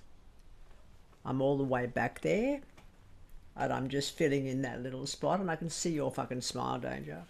Okay. Cubing this ratio gives a sense of 3 dimensions, comma, such that adding all the terms in brackets 1 through 31, unfolds this in a manner of speaking. Full stop. It struck me at the time I worked this out that it was a kind of shorthand cipher for the world. Next paragraph. The sum of the letters in Tiferet is 1081. The sum of the letters in Tiferet, which is Tov, Pei, Resh, Tov. Written from right to left, by the way. What was the number on that one again, please? 1081. 1081. This is the sum of the sums from 1 through 46 inclusive. You with me so far? 46 is the human diploid number, which is to say there are 46 chromosomes in every human cell, made up of 23 pairs. Back in the day, I recalled that there is a verse in the so-called Book of John where the Jews supposedly said to Jesus, now this is myth, by the way, just remember that. Don't get caught anywhere. And the next bit's a quote. 46 years was this temple in building, and you will rear it up in 3 days. But he spoke of the temple of his body. Now that, by the way, is chapter 2, verse 20 in the Book of John. But he spoke of, what was that last bit? He spoke of the temple of his body. Thank you. Which, remember, we're talking about the 46 chromosomes of the human cell. Next paragraph. The sum of the letters in Keter, which is Kaf Tov Resh, is 620, which is 20 by 31. It is evident that the number 31 is significant in regards to the 1st and 10th Sephirot. Let that sink in before we reduce ourselves again to the deliriously stupid construct of past, present, and future. And the last little bit of this is a quote from one of my songs, which is the song of Levington Blade. It said, "The seed is just one season to the seasons of the tree, and the tree is of the forest of the earth that's yet to be, and another in an endless symphony. The seed is just one season to the seasons of the tree, and the tree is of the forest of the earth that's yet to be." Now, I want anyone here to tell me how a so-called primitive people, bearing in mind that this was first recognized, this information regarding the tree of life was first recognized in Sumer. Can anybody explain how a so-called simple people can understand and comprehend and pass on the information of the numbers that make up pi, the numbers that make up the human chromosome, and the numbers again that make up pi by relativity to the human chromosome? Unless this wisdom has been stored and is known, and there is no such thing as time, and everything is unfolding, and everything that we're doing here is being done 10 to 20,000 years into the future. And we're actually in the future 10 to 20,000 years from when this information was first started. And this course has actually taken 200 years, but you just didn't realize it. If we can understand the harmonics, to understand the sciences, for example, how is it that Malkut equals pi? In the comprehension of the gematria. Gematria is considered the sacred geometry of Kabbalah, which is also associated with numerology. These are codex. Now, how do we remember the codex? We remember all of this by remembering to remember. And what does the word remember mean? We are manifesting. This is what remembering is, re-embodying that which seems to be in an etheric place, and that etheric place seems to be in consciousness, but consciousness is not restricted to the fucking mind, and the mind is not inside the brain. None of this makes sense to the logic of modern day science, but it will, because it always has. And in whose hands does this wisdom lie? The Kabbalist. People can read tarot cards or cards and give you names, dates, places and times, but without a wisdom, without something, this is not about that.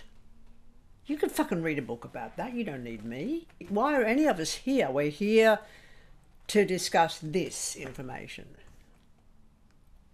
And I've only got one over you guys, and that's the fact that I've been doing this for 50 years. Now, this can be written because you just wrote it, yes? You just wrote this information, but when you read it back, it sort of will make sense. But the thing is that when Bernard knows it, Bernard speaks it at me. And when it's spoken at me, I'm on the floor. When it's written down, I can't speak it the way he speaks it. There's a different cadence to my voice. And none of you may be able to speak this with a realization of what it really means, of the actual extraordinary understanding of the mathematics, and how mathematics and the human chromosome, how can this be written about by a group of little people who lived around a fucking mountain called Mount Sinai and revered a thunder god called Yahweh, which is all it was. They gained this information, people gained this information according to what I've been able to comprehend in Babylon, when there was no Judaism. These were the people of Palestine, of Judea. And everybody traded backwards and forwards, backwards and forwards, backwards and forwards. And people were said to be slaves in Egypt. Define slavery.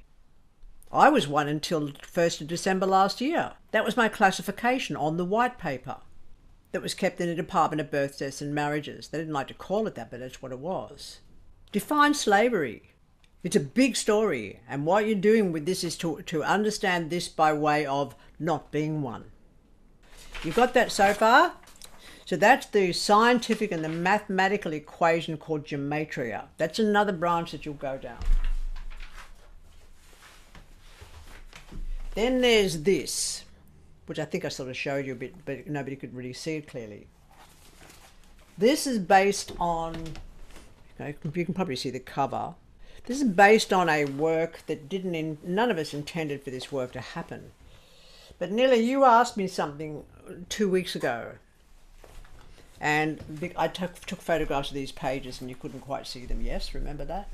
Do you remember what that was about? Yeah, I asked you about your encounters with a specific, what we, for want of a better term, were talking about angelic presence. That was the one that was bringing down the Holy Mother Church. Would bring her to her knees in my lifetime. Mm-hmm. And I said I was told that through an entity. Mm-hmm. Or a being. We got no words for the ineffable. Okay, so the reason I changed my name, I was with a very large coven of people back in the 1980s. I explained the lead up to this, which was to do with having the dream and then getting the name Asher. You got all that, yeah? So then the demand was to learn everything we possibly could associated with what's called sigil magic. And I'm not going to give you that much about this because we're at part 1 here and I'm discussing part 10. But just so you know that there is 9 pieces in between that may happen and may come out of discussion, but not for years. And these books smell incredible because they're so fucking old. What we did was to work ceremonially from the absolute of Keter, following the so-called lightning flash from Keter to Chokmah to Binah, transiting to art to Malkut. That process of learning to work sigil magic is very tricky, because the first thing one learns when one is working a ceremonial magic is that one lives in 2 places simultaneously. One of those places is the manifest world as we know it. Another one is the world of the imagination. And do not let anybody tell you that the world of the imagination is made up. Because as I said earlier, if you couldn't create a table unless you could start with absolute and then manifest the makings of the table. And who thought of a table in the first place instead of sitting on the ground around a sheepskin to eat your dinner with your tribe and your clan? So all creations, that includes Notre Dame, that includes dot paintings, you name it, begins with an idea, and an idea is that which is manifest from prior to absolute. It's before I put the dot on the piece of paper, we're sort of still there. But sigil magic is very, very different. Sigil magic takes into account the 4 worlds, absolute, Bariah, Yetzirah, and Asaya, of each of the Sephirot on the tree. And it takes into account the fact that each of these so-called worlds, which is, bear in mind that they're just words. They could use veils. How can a person go from nothing to so-called nothing to so-called something and have it separated up? Can't happen. But we need some kind of expression. So from absolute to Asaya is bringing the energy with Keter, for example, from the very, very infinite possible into the supposed manifest, and then through each of the worlds. And each of these so-called worlds has a name. And these names go from a name associated with the divinity, which is not. These are what they've been called, but they're not.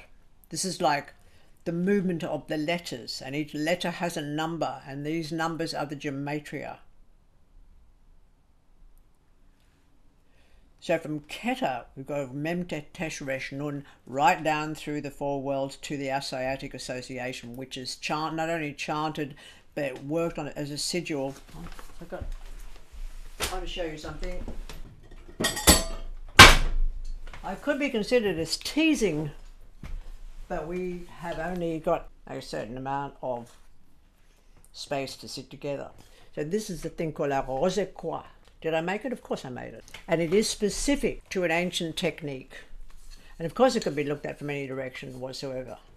But of course it's covered in letters, the Hebrew letters that came from Syriac. And in the middle is this little rose shape. And then you've sort of got 4 elements coming out from that. But this particular rosequois is the equivalent of the Rosetta Stone. Anybody not know what the Rosetta Stone is, please look it up.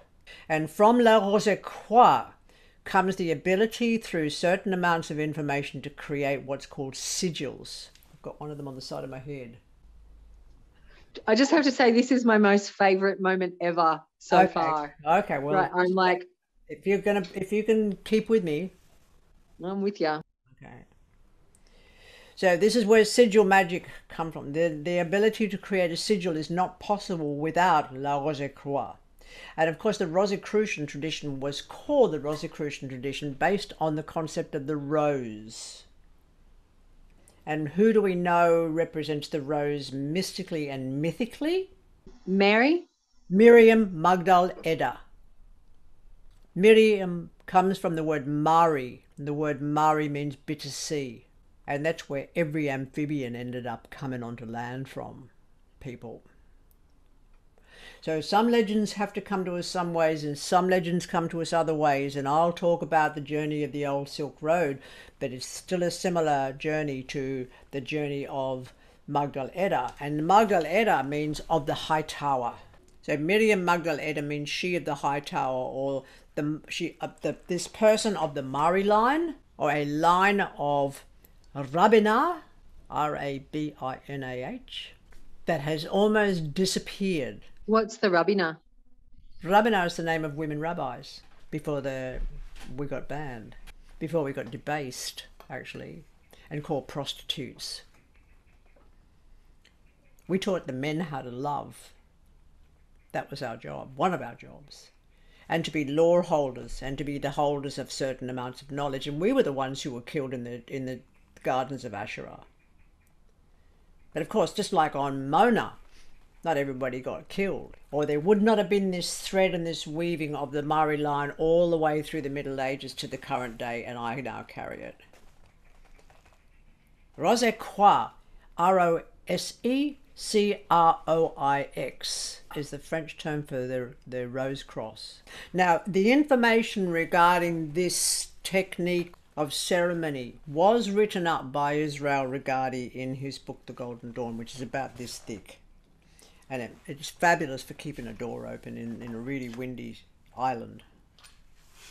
But it's not much good for anything else, unless you can study it over 40 years and find out where he's hid two things. One thing in part 1, and he hid one thing in part 2.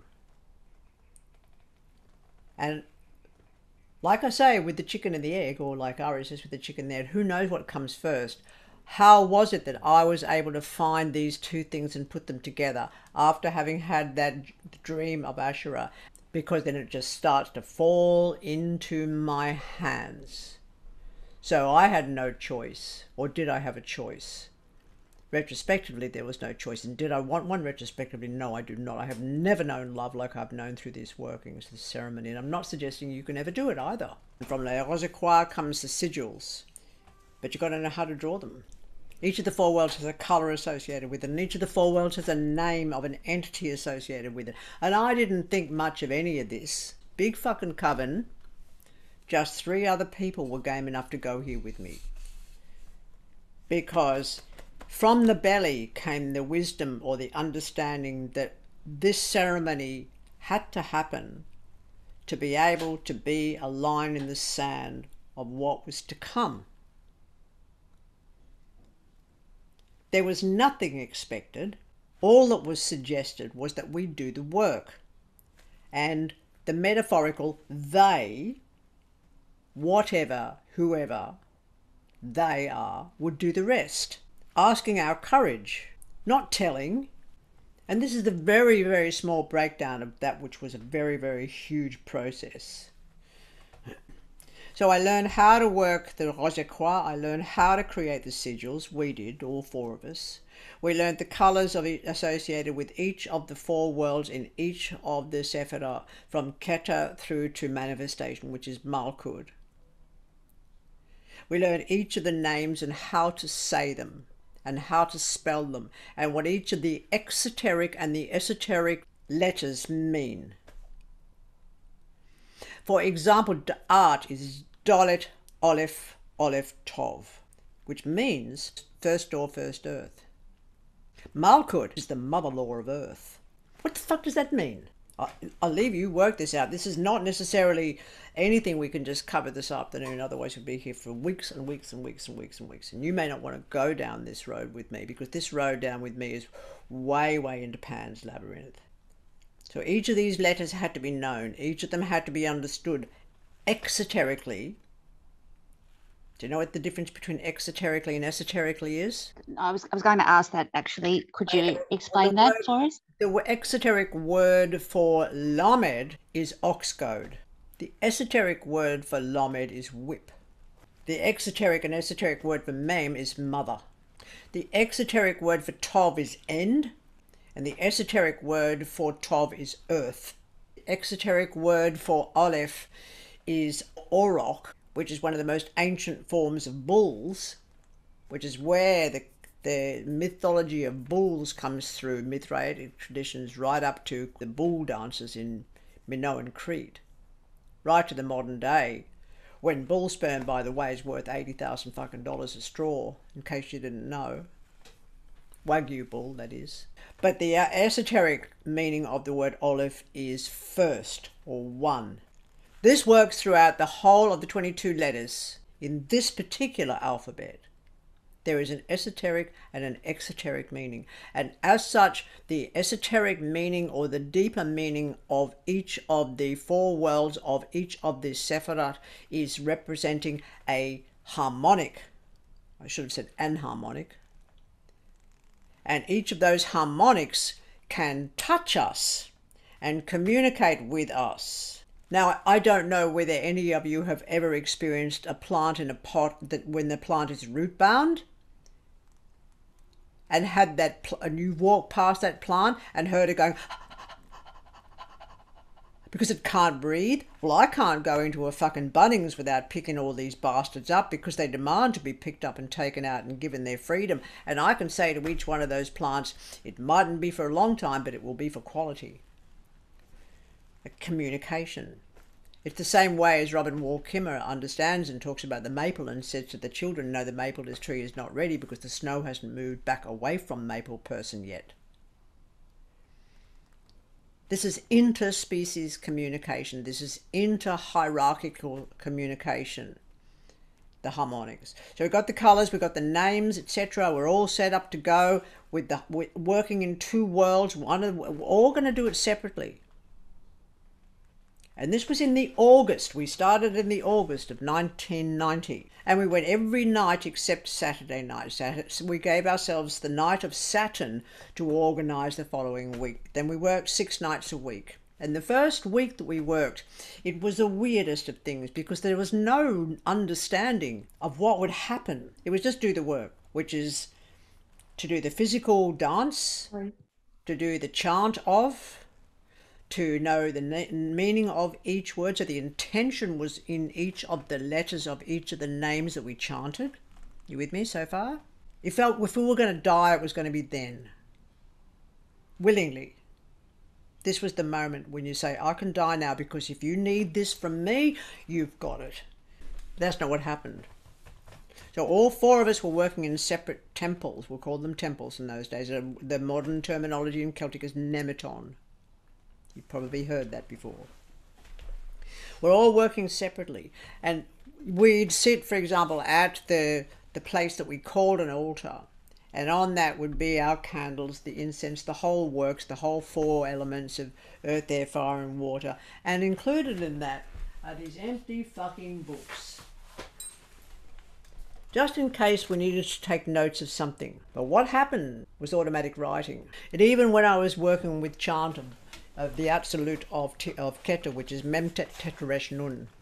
Every time I do the chant out loud of Tet, which is the strength card that goes between Gevurah and Chesed, just in case you want to go into that, the letter Tet, which means exoterically the serpent or the snake, is the creature of the deep, or the self in the deep, or one's own absolute strength of being. But instead of hearing Tet Tet, I had an echo, and the echo said death, death. Saddam Hussein invaded Kuwait that night. And then Virginia, who was one of the workers with us of the 4, kept getting this dream, and in the dream, it was odd. She keeps hearing, sleep upon the baby in the cradle, the peacock throne. Sleep upon the baby in the cradle, the peacock throne. Sleep upon the baby in the cradle, the peacock throne. And everybody's talking to me. They're going, oh, Persia. That was called the peacock throne. Now, I'm a pedant. I never leave a thing alone. So I got my Funk and Waggle dictionary out, and I looked up peacock. And it had nothing to do with the peacock throne. It says this is the constellation of Pavo that rises every August above the horizon in Australia only. Fucking knew what they were telling us. And they just wanted to find out whether or not we could fulfill that criteria and follow through. So we keep writing every night. We didn't know until we got together on the Friday night that we'd all written the same fucking thing.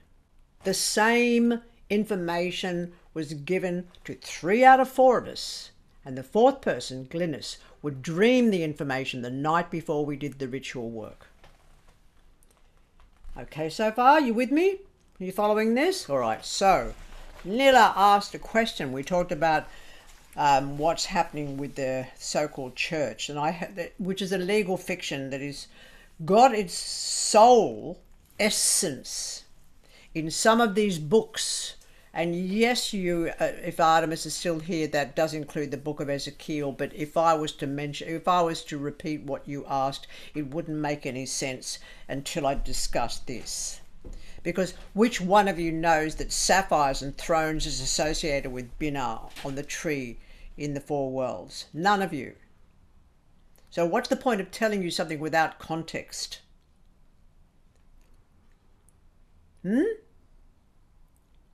So here we are, 28th of August, 1990. This is Chesed, the blue room. So I'm sitting in front of my altar, but I'm in this fucking blue room. I can see it as clear as anything with my eyes closed. Absolute, I write. Trouble with chant. Ended up chanting Aleph Lamed Mem. Aleph Lamed Mem. Saw like a walkway through trees like elm. Small tinkling bells hanging from all the branches. Braya. I drew the sigil in the dirt in an area of the walkway. And a child of about 4 years comes towards me and says, hello. I said, hello. And he points at the diagram. He says, I know that. It is the sigil of the Archangel Tzadkil. Right then, I'm going to stop you from thinking an archangel's got anything to do with a fluffy winged thing. Trust me, you would be wrong. So I'll repeat that. It says, it's a sigil of the Archangel Tzadkil. And he says, that's me. I said, you're just a child. He said, I know that. I said, what is this place? Home. Come and I'll show you my home and my toys and my mother and my father. And he took my hand and we skipped off. And he says, look. And I saw a castle of glass with many high turrets. There were 2 guards at the entrance to the place in deep blue garb, like beefeaters. It was hilarious. And they even had pikes in their hands. He said, that's Raf, pointed to the guy on the left, and that's Seth, pointing to the other one. From close up, the place looks like pale sandstone.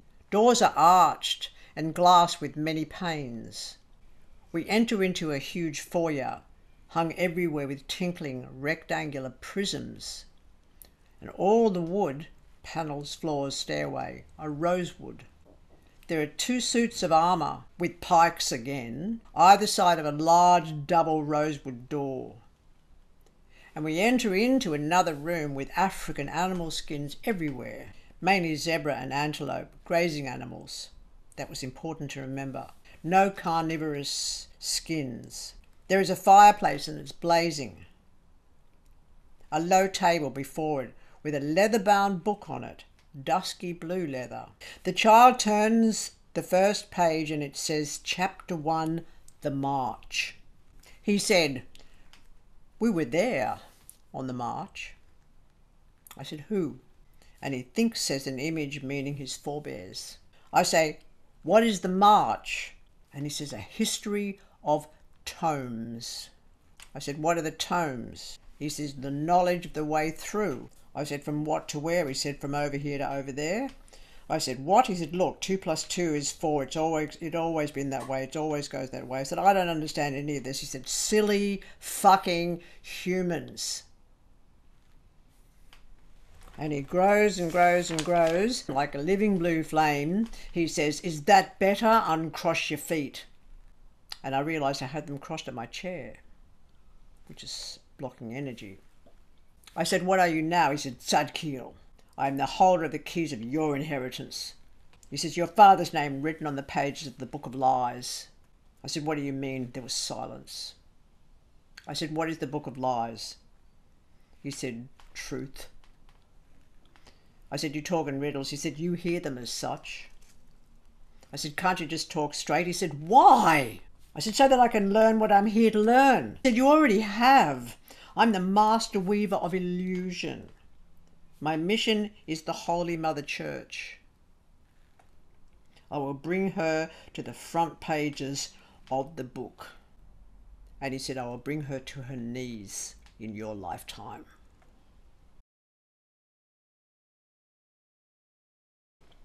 And since that time, the pedophilia of the church and other misbehaviors have started coming to the surface, one after the other after the other. And that included that banker who worked for the Vatican who hung himself under the bridge. Do you remember that? If not, it's worth looking up. And you know why I mentioned things to do with the old Silk Road, Ari? So that people can remember and have a little look. Because if you can't remember all the history that we're supposedly going to know, you're not going to be able to remember any of the cards and any of the patterns that comes from that. But there's more. Do you want to know more? Or should we stop now? More. Okay.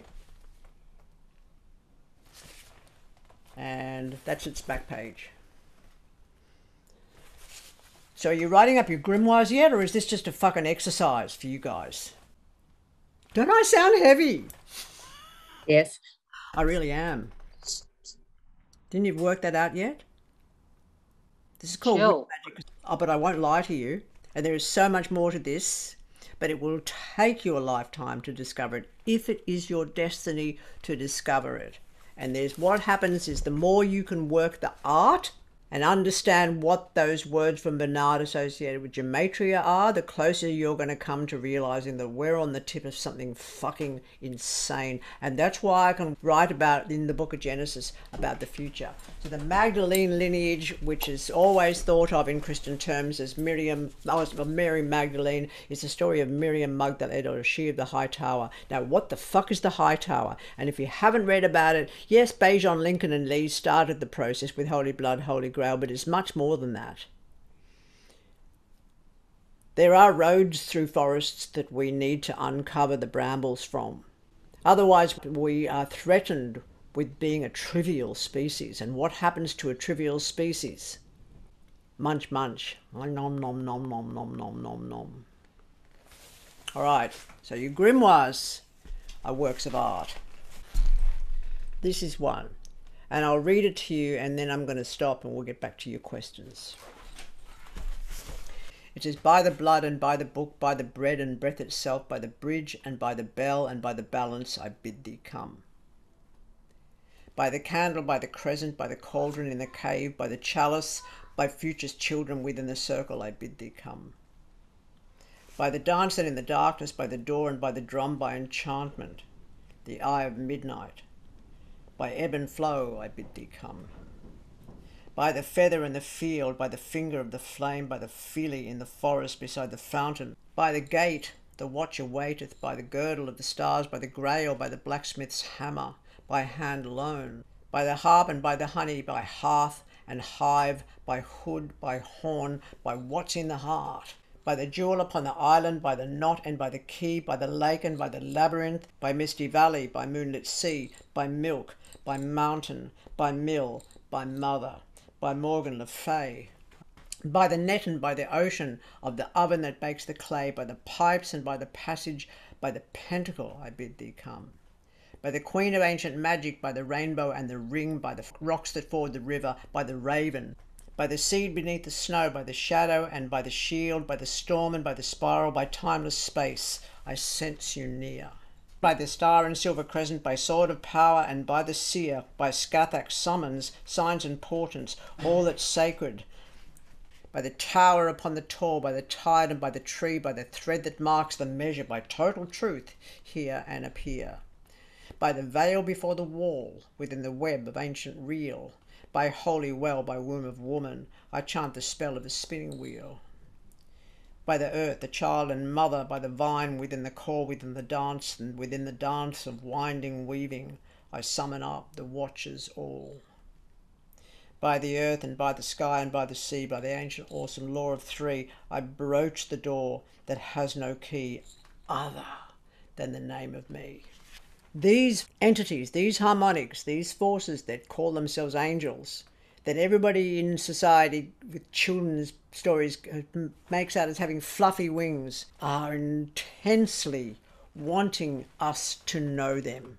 And with that Kabbalistic working, I have never known love from any human being. I can't find that love amongst humans. They can't do it like the forces that are summoned from La Rose-Croix. They can't do it because they've been taught that love is such a shallow word. It doesn't pierce us. These forces pierce us, and with words that don't always make sense. Like when Binar says, ride the waves at crests, though your rafts seem feeble, it shall be sustained. Your weaknesses are only those things that you perceive as personal. They are anathema in the light of pure reason. But be careful, the people are not the spinner of threads of birth and death and fate, but they can weave the lies into seeming truth. I shall shake them free. And again, Binar says, do you see the beauty or the trap? Now with all this work, it's do you see the beauty or the trap? And each of these things, whether it's gematria, whether it's the understanding of Kabbalah as such, as a tree, as simply a journey from the so-called theoretical Big Bang or first singularity right through to Keter, which is the seed of another universe, Big Bang singularity, we don't know, but the moment from birth to death is all Kabbalah. The destiny of a forest, it's all Kabbalah. The destiny of a desert, it's all Kabbalah. Anyway, that's as serious as I can get for one day. What's next? Well, do you have, like, with the Kabbalah, other written work that I can source? No. Okay. This work is mouth to ear. Now, because we're doing this work online and you are not working with me day in and day out for the next 10 years, all I can give you is what I can give you. Now, if you choose to follow through by understanding what I've just said today, then that's your choice. But be careful, because it's really easy to big note yourself and put yourself out there and call yourself ipsissimus. It's futile and it's rubbish. All it does is let you fuck virgins on an altar and think that you're doing good work. And don't think that's what those little randy boys did when in the Order of the Golden Dawn, because that's what they did, and that's all they used the women for. I have no problem with anybody's religious ideology whatsoever, unless it harms. Somebody mentioned in the last couple of weeks about a friend of theirs who's Greek, and they were saying that religion is the heart or the source or the depth of the Greek culture. And I went, what about Aristotle? What about Plato? What about Hippocrates? What about Socrates? What about the Stoics? This was considered the height of Greek culture. It had nothing to do with the advent of a dead god or the worship of torture. So, yeah, you work with tarot, yes, you work with numerology, and the whole point of this workshop was to be able to get you to understand that you can make a living, and you may already be working your own techniques, and excellent. But there is much more to this work than what I've been able to get through to you, and I just wanted to share that with you a little bit today so that you perhaps continue the journey going and maybe get an eyeful of something that you're supposed to get an eyeful of while you're living in the flesh and blood bodies that you're in. Question time, please. Can you talk about Tiferet and about the sphere of the sacrifice god, just in relation to what you were just talking about the dead god? Can you extrapolate on that a little bit more? The season of harvest is just before winter comes, just before you get the frozen in, closed off, whatever. And you'd side the grain, or you'd kill the bull, slaughter the chickens, you'd slaughter the pigs, and you'd smoke them or salt them, or in some way make sure you've got enough food to see you through the winter. So it got called the sphere of the sacrifice gods later by a hegemony that wanted to turn the whole of Kabbalah into a religious dogma. Now, what's interesting when you are looking at Tiferet is to understand that the first T in the word is actually tov. So it's tau pei resh tau. That's pei, speech, communication. It's associated with the tower, which does spread between Netzach and Hud. And it does have to do with the splitting of us as a people into man and woman. It was the first, almost seems to me to be the first divisionism. Yod Hei Shin Vav Hei is associated with the fact that the judgment card sits between Hud and Malkut, yes? Hud is associated with the so-called masculine energy and logic and rationale, and Netzach is associated with art. They did the same thing with the brain. You've got left and right brain. Your left brain is supposedly logical and mathematical and ordered, and your right brain is artistic and chaotic and discordant. It's one brain. It does have an effect on physiology, yes, but it's still one brain. And then some fucker or some sage said there's a masculine brain and a feminine brain, and that just wrecked me. It was such ridiculous propaganda. And I know a guy who has a giant hole where most of his brain is supposed to be because he had a stroke when he was very, very small. And he's perfectly well and perfectly functional, highly functional person. And no one can understand why. No one can understand why. And it's very similar. The brain that changes itself will describe why. Exactly. So this divisionism created the tower, and the old legend of the Tower of Babel where nobody spoke the same language has got to do with that. So Tiferet, which is this so-called self, yes, is Tov, Pei, Resh, Tov. Now, can you work out the letters for me? Tov is earth. Pei is mouth or communication or the speech of. Resh is the front of consciousness, the way we speak at the front of consciousness, and then how we relate that to earth. So it's saying, Tiferet says, as you think, so it will be. If you want to work with Kabbalah, and it will work back with you. But again, it's like riding the dragon, because who are you going to talk about this with? Do you know the meaning of the word Samech, Dalet, Yud? Each of these letters is significant. These are the 22 letters we talked about at the beginning, which had to do with numerology, and the 33, which has got to do with the Sephirot, and Sephirah added on top of that, with the art being that, yeah, maybe there, maybe not. Because who knows what's at the bottom of an abyss until you get there. And most people who get there don't live to tell the tale, or that we know of. The tree also tells us who knows what's up and down. It's a continuously unfolding manifestation, unfolding symbiosis of manifestation, because each Sephirah represents each other Sephirah, and within each of them is another 10, and with each of the Sephirah inside of them is another 10, and again we're getting into fractals. So yeah, it's the Mandelbrot thing. Is this the Mandelbrot thing? Hang on. Modern science or quantum physics is only just beginning to get to the edge of this, let alone the compensation of gematria to the whole. It's the Mandelbrot sequence. Yeah, it's the same thing, but Mandelbrot sequence is modern. Yeah. I mean, Kabbalah, you could say this is like from the ancient future, couldn't you?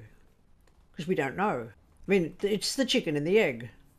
Who knows what preceded what, and whether this information comes from an earth that's yet to be. This is why I wrote the Song of Levington Blade. Nilla knows that one, don't you, Nilla? Sometimes I've got to touch my unmute button to be able to communicate. Yes, I know it and play it and sing it. It brings to mind the exercise with the box, and how the box person has their own destiny, and all the pieces have their own destiny, and that we all choose to come together. And perhaps the organic nature of Kabbalah is that we all choose to come together, and it's the reciprocity of both. We meet each other. And I was thinking, one of my questions actually I didn't get to ask before was from week 3 when we were talking about that. And you mentioned the watcher at the gate. And I was curious as to what the watcher of the gate is, if it's a moment, like a plateau, or if it's an actual, like you were talking about, entities, or for want of a better word, something that's ineffable. If the watcher of the gate is that, and you were also talking about in week 3 this dual reality and myth world. So it got me thinking about, because you said there was 2 worlds, myth world and our world, and how we need to navigate every step carefully. And it's kind of what you mentioned today already in this last part, but what's the watcher of the gate? How do you explain that? I'm not going to do that because it would be different for everyone. Just a question. I know it's a great question, but it doesn't actually need an answer. It wouldn't necessarily be of any benefit to anybody here. So is that something then that we could work with in ourselves to find out for each of us our independent interaction with the watcher of the gate? Of course. Thank you. How do we recognize the watcher of the gate? What do you think I am? Teacher? Can I ask you a question about that specifically? Yes. You sound annoyed when I say that I want to ask a question. When I start talking about Kabbalah, I start to expose myself a little bit. I want to let you know that this has been the most profound conversation that we've had in this course so far, and I really want to thank you for that and for the exposure, and for all of us being here, as Ari just said, of coming together as class person to be interfacing with that. Just in regards to the Watcher of the Gate, I would like to know whether that is connected to the guardian, I guess, for one, or whether it's the same thing that is the one that watches from Yesud. How could it be the same for any of you? I remember, Laura, you talking about many years ago, the Nemet as being like almost like an external consciousness, which is also a part of us. And would you consider the watch as also like this Nemet, this responsibility of like you watching yourself in a way, and everything that you do, everything you say, think, and all that? No. A Nemet is an exercise that everybody here can do if you choose. And the Nemet is like, you imagine up this very small 6-inch high beaver, and you sit the little fucker on your shoulder, but it's got your awareness. And the beaver, who's the Nemet, sits on your shoulder from morning to night and watches what you do and how you are in any situation. And at the end of the day, you diarize what you watched yourself do and how you watched yourself respond or react to any situation. And that exercise probably should last you a minimum of a year. And the diarizing and recognition of our responses and reactions would be your first exercise away from the ones we've given you so far into walking the walk, not just talking the talk, of the way of wizardry, so that you are aware of how you are reacting and even how your physical body is reacting to any situation. And then you question that. And you question that by way of everything you know and everything you've supposedly learned so far, or what you've been told to learn, in difference to what you do eventually comprehend by way of what you've been told to learn in difference to what you've learned, or the middle of them. An egregore is the whole being greater than the sum of its parts. So what you're doing is accumulating with understanding of the way you respond to any situation and the way people respond back to you. And I've already given you Carp and Dramatri and Malengro. They're all part of the whole process. But at the end of the day, you diarize it. And also this is more memory. So everything is mnemonics. Everything is memory training. Because let's say that in 6 months or a year or 10 years, the computer crashes. Let's say we have children's children and they have no access to computer technology or Wikipedia. What are they going to know? 10,500 years from now, I'm sitting in a cave talking to all of you here, and the information is going backwards to Sumer, which hasn't even happened yet. Can you wrap your brains around that for a second? Abso-fucking-lutely. Okay. So how this is kept and how we don't trap the wolf is what this work's all about. The Nemet remembers everything. You write it down. Then what can happen is you alter yourself, your nurse, accordingly. You recognize all the subtleties of advertising, all the subtleties of the desire to be of importance, all the subtleties of celebrity status, and you go, will I go there? You can end up as Amy Winehouse. Ask yourself, who shot John Lennon and who set them up? Ask yourself, Who shot Martin Luther King and who set them up? Is there a star chamber? A lot of conspiracy theorists will tell you a lot of things, but there is a star chamber. And that star chamber wants to control what's happening to do with the status quo of the way you think, and specifically the way you learn, and unfortunately, as a result of that, the way you teach.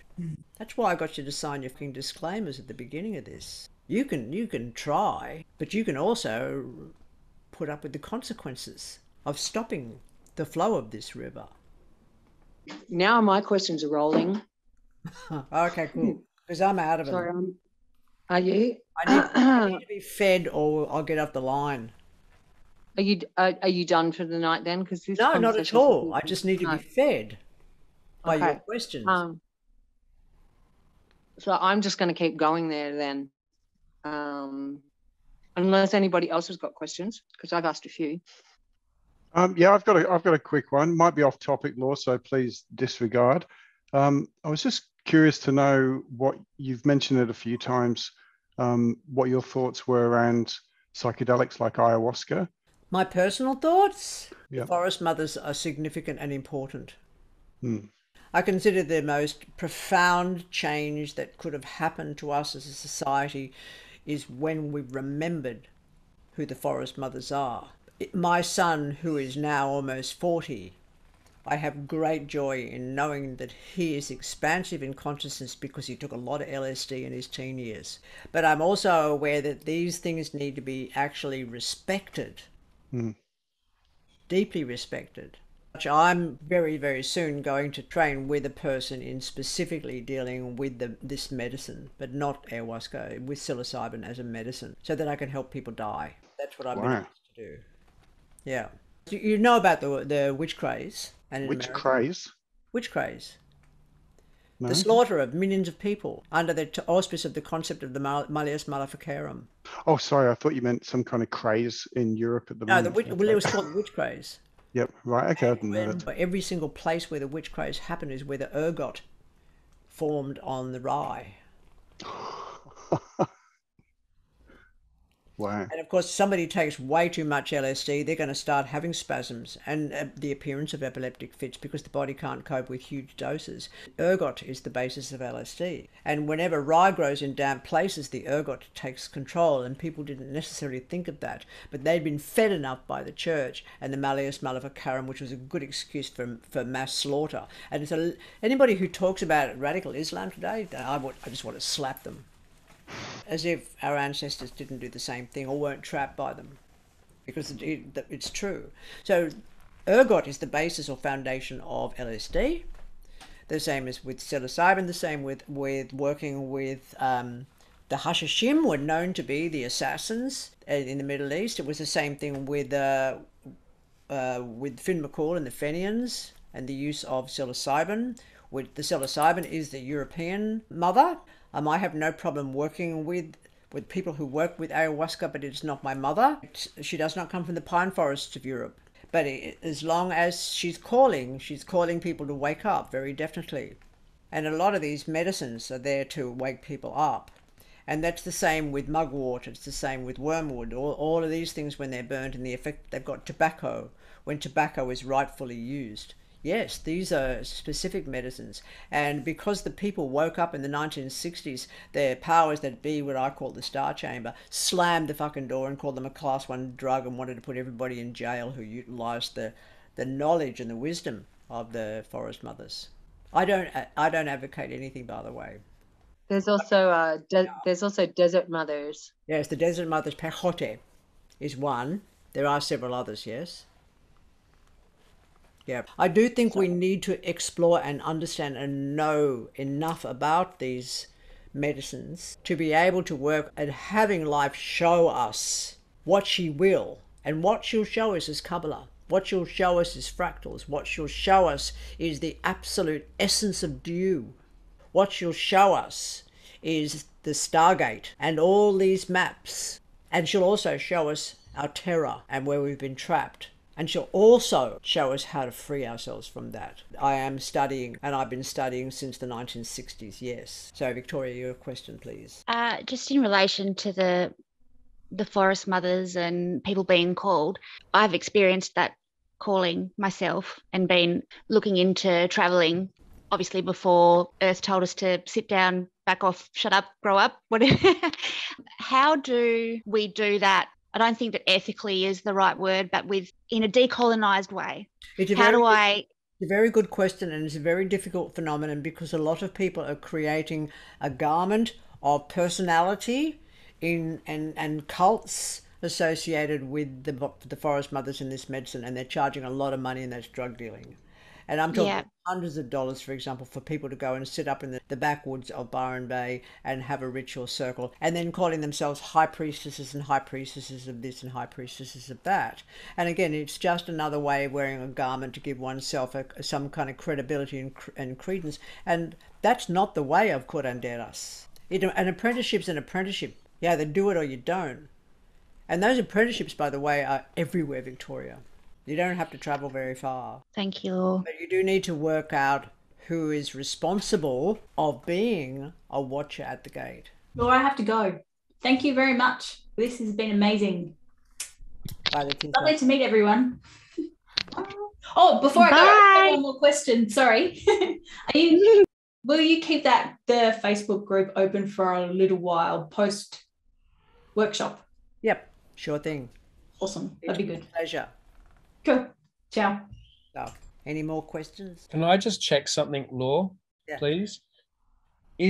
I just want to check the breakdown of the spelling of the spheres of the tree. Is Hesed Het Samek Dalet? I don't know if I'm missing some of the letters or no, there's sometimes what seems to be a vowel which is not, which is Aleph. Yeah. Sometimes what seems to be a vowel, which is Oyin. Oyin is double A. They're not vowel. The end of a word, Amael, and it's Aleph Lomed, sort of like Samael, Michael, Tzadkiel. Those last two letters are Aleph Lomed. You've simply got to get on to me privately about the pronunciation spelling of each one. Okay. But what's most important is the pronunciation. We've gone through that. Yeah. And people still are trying to say to me it's Kabbalah, and I just want to sort of like pull the rug out from under their feet and watch them land on their bums and hopefully not break their coccyx because I'm not that mean. Pronunciations of any language are really important. For example, if you go to Spain and you go, "Can I have a cup of café con leche, please?" It's really significant to be able to at least honor the language that you're learning by being able to pronounce it correctly. Yeah, and that applies with this particular process of philosophy of mysticism that we're dealing with. I had somebody somebody tried to give me an argument this week, going there. Yeah, oh, I know who it was. I'm not going to mention their name. They're not here. Attempted to tell me that there was an etymology of the word tarot, and I said, no, there's fucking not. And they said, yeah, it's tarocchi, it goes back to the Italian. I said, nothing to do with the etymology. If a word stops, like the word God stops with the German, it's stopped. There is this deep attempt, and it's so almost fraudulent. It is fraudulent attempt to legitimize mysticism by giving it a pedigree. That's the best word. Similarly, to just break off and say, I'm working fairy wicca. I'm going, don't do that! Because people don't understand that the Fae are the indigenous people of Ireland. And the painted little winged creatures that have got to do with dancing up and down in a fucking festival with your little fluffy wings on the background and being all painted up with rainbows and sort of singing all kinds of ditties, etc. And that does include a few of the gay community that I do know of who call themselves part of Fairy Wicca. And I do want to slap every one of those people down for doing that because they're disrespecting an indigenous culture and not knowing that they're doing so, not realising that Ireland was not terra nullius. Scotland, which is Alba, was not terra nullius. Britain was not terra nullius. So understanding the indigenous or at least the essential earth people before the invaders, or what we call intrenga, which is a Nordic word that means both colonialist and invader, to understand that people were here first in this landscape. The people of this land, the First Nation people, they didn't need to work the land for them to be called civilized. The landscape was called terra nullius. Nobody lives here because nobody works the land like Europeans do, rape and pillage. I don't think so. That's what a lot of this is all based on.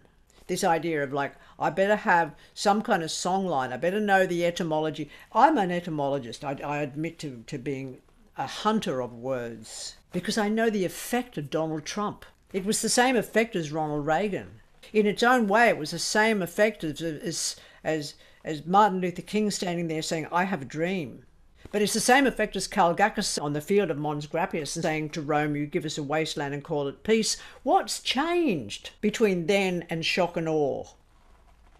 You see, the same principles are being used. And if you do not know the history as is written by way of the viewpoint of the so-called conquered and not by the viewpoint of the conquerors, you are dooming people to continue to fall into the same auspice. And none of us will ever know what the concept of freedom means. You said to look up Karl Gracchus? Karl Gackus. Can you spell it? C-A-L-G-A-C-U-S. Could also be pronounced Karl Jackas. You know, I come from a different culture of the colonized and invaded. I know. But not the Anglo-European. So I'm struggling a little bit to put it in context of my ancestry. What's happened to India is as atrocious as what happened to Africa, as what happened to South America, as what happened to Australia, as what happened to Polynesia. But for each person to learn their own indigenous heritage is a really strong, powerful gift to give to the children of tomorrow. Not the lie of the conqueror, not Queen Elizabeth sitting there with the crown covered in the jewels of the ancestors of your people. It's always about the assets, but the arrogance of the people in this tiny little island, for example. But the same thing happened with the Belgian and the French and the Dutch and all of them. They all had their go. And we're not saying it didn't happen in other colonies. Genghis Khan had fun with it. One of the beauties that I've been able to achieve in knowing my ancestry is to be able to write stories in the now, in the present tense. The Traveller series is typical of the Tuatha Danann, of summoning Scathach from off the Isle of Skye in the deep and her turning up in the streets of New Rathmore with all her weapons. And that's why I wrote those stories. I wrote those stories of the Traveller for the now, for the people of now. Because to tell the old stories the way they were passed down to us by a bunch of monks in a monastery in Europe, it's offensive. I trade under the name of Lothbrok Sigurd. You might have heard in the Viking series of Ragnar Lothbrok. Well, Lothbrok Sigurd is my ancestor and he was Ragnar Lothbrok's grandfather. And so naming my company in honour of my ancient grandfather is to summon him into life now. How is a person dead when their name is on the air in the now? Naming is treacherous, because names divide truth into half-truths, making them a coffin of counters. Be careful, give the spell no name, but you better know the name in the first place. And most people don't, because we're suffering shifting baseline syndrome. Did I mention that in week 1? Yep. So who here knows the people prior to their great-great-great-great-great-great-great-great-grandparents? And I was born a bastard. And there is a sense of homecoming, of belonging. And when you don't make it up, and people do make it up, they go, oh, I'm a Celt, I'm a Celtic witch, kumbaya. And I go, who are your ancestors? And they just hodgepodge things together and I go, show me. And they don't, because they're lying. Somebody has to be the watcher at the gate and judge always. But you've got to have your criteria first before you can judge. What is your criteria? Anyway, I'm done. Gonna go. Thank you. All right. Thanks, Law, for everything. Thank you for your wisdom, for your heart and passion. Thank you. Okay. Yeah, Thank you so much. Yeah, it's been a Thank you. Thank you, everybody, for your commitment in turning up every week and staying up really late for those of you who have, or just really showing up and taking note and paying attention. Thank you, Law, for all the jewels that you have shared. And I want to thank everybody for the honour of being here and for having you trust me. So, thank you. Thank you.